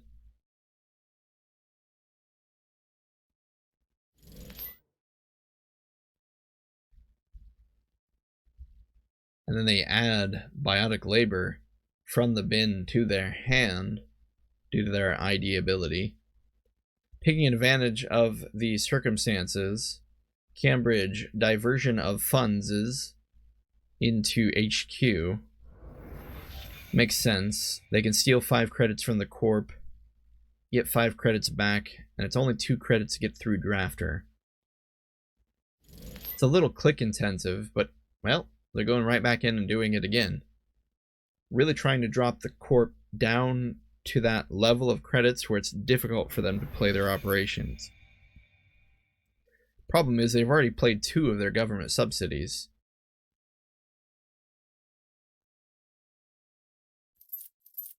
We don't see any Hansei reviews. Taking advantage of Jeeves, though, they triple click for credits and then click for another credit, putting them up to 9. The runner plays their 3rd copy of Diversion of Funds. And what's worse is, due to Cambridge's ability, they force the corp to give them back, I think, another copy of Diversion of Funds. Because there's 1 in the bin, 1 just got removed from the game. I bet Cambridge gave the option in air quotes, to the corp to pull back Diversion of Funds or Diversion of Funds. That's rough. They have to expect that extra copy of Diversion of Funds is coming their way. They click for 3 credits and then use the Jeeves credit to play Hedge Fund. Yeah, and here's the Diversion of Funds coming right back in. This is the fourth Diversion of Funds. 20 credits. 20 credits stolen.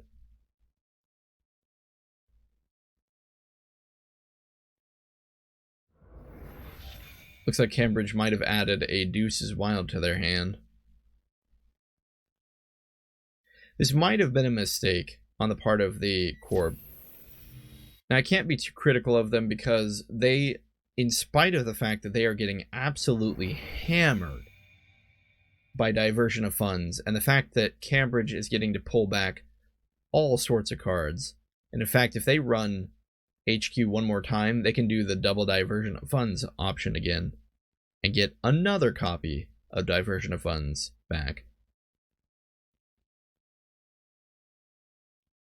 But in spite of all that, in spite of the fact that they didn't put a piece of ice, a second piece of ice in front of HQ, they're still actually doing fine. Yeah, they've lost a lot of money. They would have much rather had that money. But assuming they've got a couple more economy cards floating around, we know they have a Biotic Labor in hand. All they need to do is draw a Project Vitruvius and have 7 credits in hand, and they win. It's not a hard thing to do. They already hedge funded again. They're up to 10 credits. If they have a Vitruvius in hand now, they simply win on the next turn, assuming that the runner doesn't steal it. Now they install a card in a new remote here. It'll be interesting to see what that is.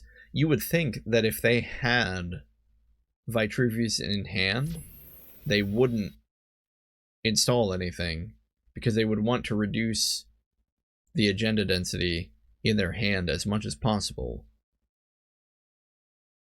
Could also be they have 2 agendas, so they installed one and kept the other in hand, kind of hedging their bets, as it were. Cambridge makes his way into HQ and does exactly what we were talking about. Gives the Corp no choice but to give him back a copy of Diversion of Funds. The problem is, if Cambridge comes back in with his Diversion of Funds, the Corp no longer has enough money to do the Biotic Labor Project Vitruvius plan, runs the server 5, it ends up just being a Maryland campaign. Indeed, though, Cambridge goes back in, not taking any chances. It needs to prolong the game as long as possible. The 5th Diversion of Funds that poor Precision Design has suffered. Wait, but did they have enough money?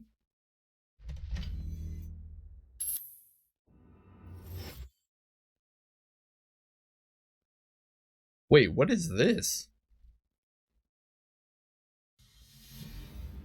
They won. Okay. So what happens is they score a Mega Pre qualifier, and sadly, that was the one agenda that Cambridge had stolen, which of course makes all future copies of Mega Pre qualifier worth an extra point. But what is this Kakurenbo? Like, what happened here? As an additional cost to play this operation, spend 2 clicks, so it's a triple. Crash any number of cards from HQ, turn all cards in archives face down, you may install 1 agenda, asset upgrade, put 2 advancement tokens on it, remove this operation from the game instead of trashing it. Oh, but it's not terminal.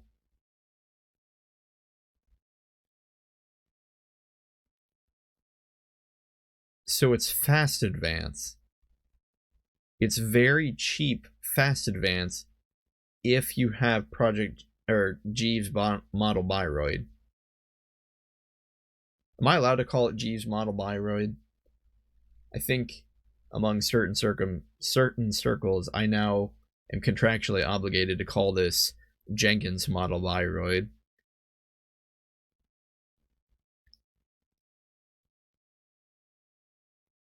But yeah, that's a very interesting interaction.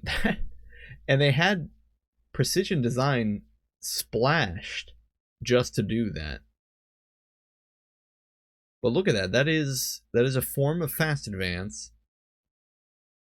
I kept saying things like, oh no, you know, they need 7 credits to fast advance, because they pulled back that Biotic Labor earlier, kind of signifying that was what they were going to use to fast advance.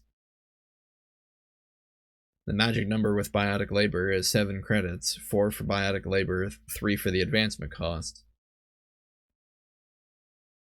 But through the use of Kakurenbo, as long as Jeeves is on the table, you can do it 2 credits cheaper. No, even less than 2 credits, because Kakurenbo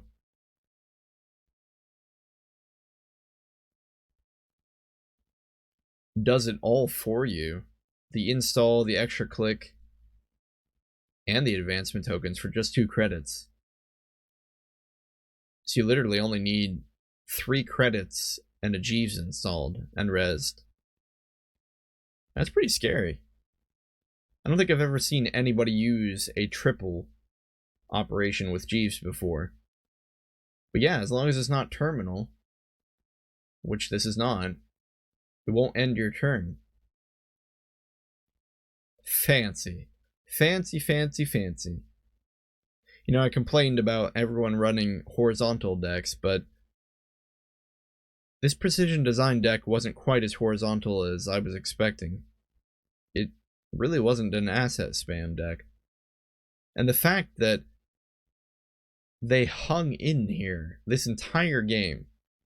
How many times can you say a corp got diversion of funds 5 times and still won 7-1? That's some impressive corp play. Alright, I think this is going to be the last game of the night. Sonny LeBeau versus Reality Plus.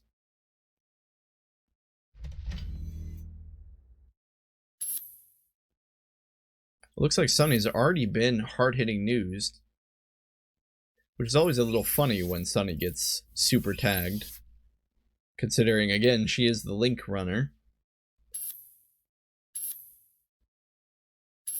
Amakua is a decent first install for her. If she wants to make a couple runs, she can, of course, build up those tokens, maybe get into a couple servers earlier than normal. Sunny is a bit slow, so anything she can do to move faster is good. The real problem, though, is early hard-hitting news is certainly going to slow her down quite a bit. We've already seen it slow her down about 1 or 2 turns, depending on how you look at that. And it's going to take her a little while before she's able to click up for credits to play her operational and resource economy cards. Meanwhile, the Corp puts another card behind server 1, protected by the Funhouse, and a naked install on server 2, still has no ice on their centrals, and previously had scored a Bologna. They also use an Echo Chamber, dropping 4 credits to add a fake 1 point to their side of the field. But hey, a fake 1 point is still a point. I should say a fake agenda point. Or a fake agenda card worth 1 point. There we go. Finally. Nailed it.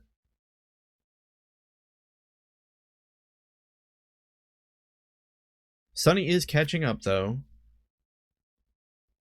Problem is, it's probably just a little too slow. She was very, very fortunate. Has somehow, in her 50-card deck, managed to draw all 3 copies of Daily Cast. Daily Cast is one of the most click per capita favorable gaining cards in the game for runner. Generally, the only way it gets better is if a Rozeki sits on the table for like 10 turns. Or data folding, and so on and so forth. 2 unknown cards were revealed to be a Spin Doctor and a Daily Business Show. Daily Business Show is a little frustrating. Definitely going to let the Corp filter and get the cards they need and hide the cards they don't want the runner to get, which typically is any agenda that they don't want to score right then. Sunny's primed to get back into the saddle, but she needs to start doing something. I understand that she was set back quite a bit, so that's a kind of a tall ask. Oh, this is interesting. This is very interesting. Okay, so Hunting Grounds is going to completely nullify Funhouse's on-encounter ability, which means... Oh, it's actually going to nullify Toll Booth's on-encounter ability, which is probably fine because Sunny can bounce off of this. She's not going to lose 3 credits. Oh, but she wouldn't have lost 3 credits anyway, because Hunting Grounds would have just... Or sorry, you have to have 3 credits to pay, and if you don't, the run is just ended. It's the thought that counts. It does mean that in future runs, she gets to ignore the -3 credits condition on Toll Booth, and she did manage to drop the Corp down to 0 credits by forcing them to pay the 8 credit res cost on the booth itself. Again, buying herself just a little bit more time to get into the game. I think what she really needs to start doing is running these centrals. I think one each, both of them each turn. One run into HQ, one run into R&D, and then continue to set up. And just keep doing that. Keep running once into HQ, once into R&D, because she'll generate Amakua tokens. She'll potentially... Yeah, see, I understand why she wants to contest the daily business show. That wasn't the worst call ever. She did do it with a dirty laundry run. She actually comes up 1 credit out of the deal. Runs HQ and sees a hard-hitting news, but she's not in any danger from hard-hitting news right now because she simply has more credits than the Corp. In fact, right now, she has 13 credits for the Corp's 1. We have to assume this card in Server 4 is an NGO front, which means that the Corp probably has more around 8 credits, and here, finally, we start running into these centrals. I wish she had done this maybe a turn or 2 earlier. We see a Market Forces. I think that's a card, yeah. Relies on the runner being tagged. As long as Sunny remains untagged, she should be okay. She decides to play White Hat.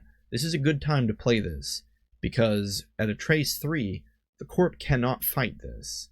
And Sunny already has 2 Link, so I think for a single credit, she's going to get to activate White Hat's ability, which is going to allow her to look at all the cards in HQ and force the Corp to shuffle whichever 2 she wants into R&D. There are 2 ways to do this. You can force the Corp to shuffle the agendas into R&D and slow them down, or, in this case, it would be much more valuable if she forces the Corp to shuffle in other cards into R&D, leaving HQ very agenda dense. Now, what we saw here was hard-hitting news, punitive, re-education, Market Forces, and IP block. I think shuffling in maybe punitive and... What did she shuffle in? Market Forces and IP block? I feel like you want to shuffle in the hard-hitting news and the punitive counter-strike, but that's okay. She goes back in, she does manage to get the re-education, just as we described. She chose not to shuffle the agendas in the hopes of having a higher chance of getting it by going back into HQ. And that's good. This is great because Sunny is right back in this. It was a little touch and go there for a moment, but she managed to pull the Corp's credits down low enough that she no longer has to fear cards like punitive, like hard-hitting news. Oh, why? Why did the Corp purge? That is awful. So the Corp purges because they were feeling threatened by Amakua's virus tokens, but the centrals are completely open. Again, Sunny needs to be running R&D and HQ. Well, she doesn't need to run HQ anymore so much because she already saw what all the cards were. She needs to run R&D. And why are we going back into HQ? We already know what's in HQ. Except for 1 card, which she got lucky with, a 1 in 3 access. Access the 1 card in HQ she didn't know what it was. Was a Spin Doctor, managed to trash it. Doesn't get an Amakua counter for it, though, because of the trash. The reveal, though, on falsified credentials on the server 1 card was guessed to be an agenda. It is an agenda. However, it's a 5-3 Bologna, which means the Corp cannot score this. It's probably safe. I don't think Sunny's going to be able to get in here and spend the 5 credits anytime soon. But it's not looking good for the Corp. They double advance the Bologna in server 1. And this does make a certain level of sense. No, you know what? I discounted the fact that the Corp is up to 4 points. So if they score this Bologna, they win.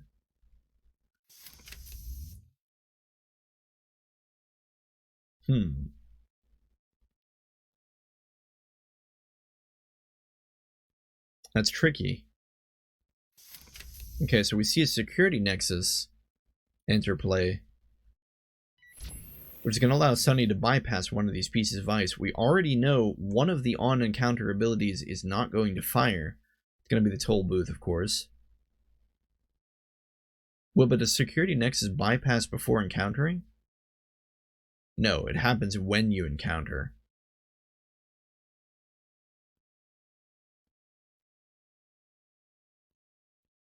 Oh, but it's not while encountering. So no, security nexus will bypass toll booths pay 3.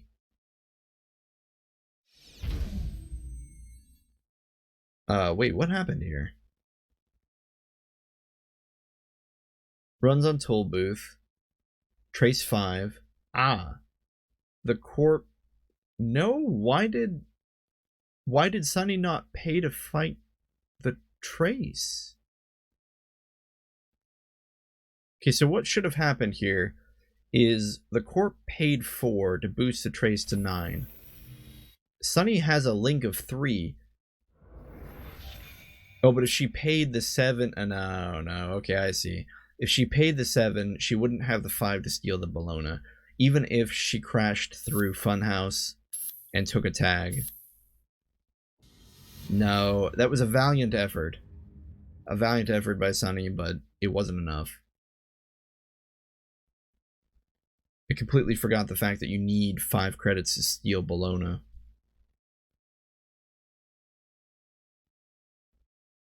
Man, that's too bad. I feel like Sunny was really getting rolling there.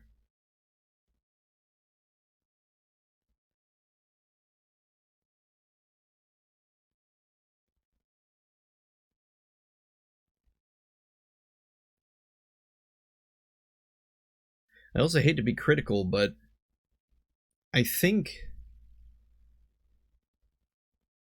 again, Sunny should have been running these centrals more. Because look at this. If we go back to the turn where the Corp purges, goes back over to Sunny, she plays falsified credentials. We'll discount the first click where she draws a card. Like, that's fine. If she wants to draw a card, she draws a card. Okay. She falsified credentials. She knows the card in here is a Bologna. She also starts this turn with 12 credits. She even gains more after playing falsified credentials, ending this turn with 17 credits.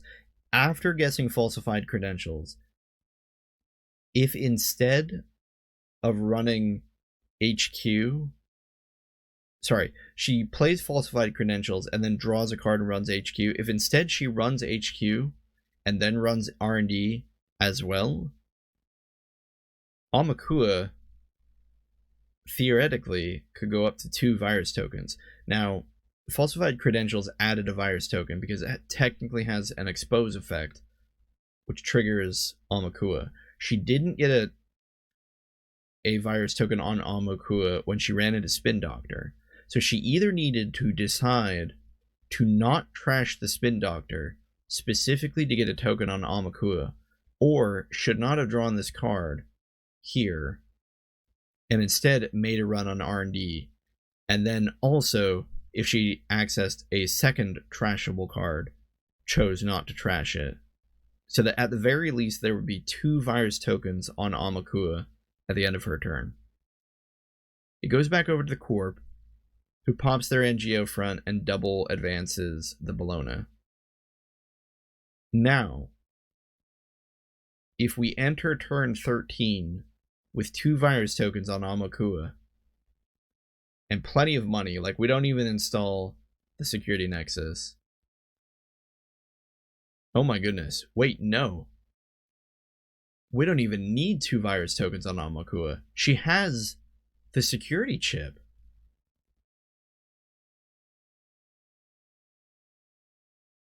Okay, so either any combination of this, any combination of either starting this turn with 2 virus tokens and having the security chip, or starting the turn with 0 virus tokens and having the security chip, or just starting the turn with 2 virus tokens and no security chip. The point of the matter is that she could spend 3 clicks running the centrals, generate enough virus tokens on Amakua that she can run through here, encounter Toll Booth, ignore the on-encounter ability due to Hunting Grounds, which is extremely strong, pay a single credit to break Toll Booth, encounter Funhouse, take a tag, break Funhouse for also a single credit, get into Server 1, and steal Bologna. Sunny didn't have to lose there. She had all the information she needed. The only thing she didn't know for sure is that this double advance card over here was an NGO front, but it was kind of obvious that it was. It was just the way the Corp installed it in the middle of nowhere, double advanced it, was low on credits. It just had all the hallmarks of being an NGO front.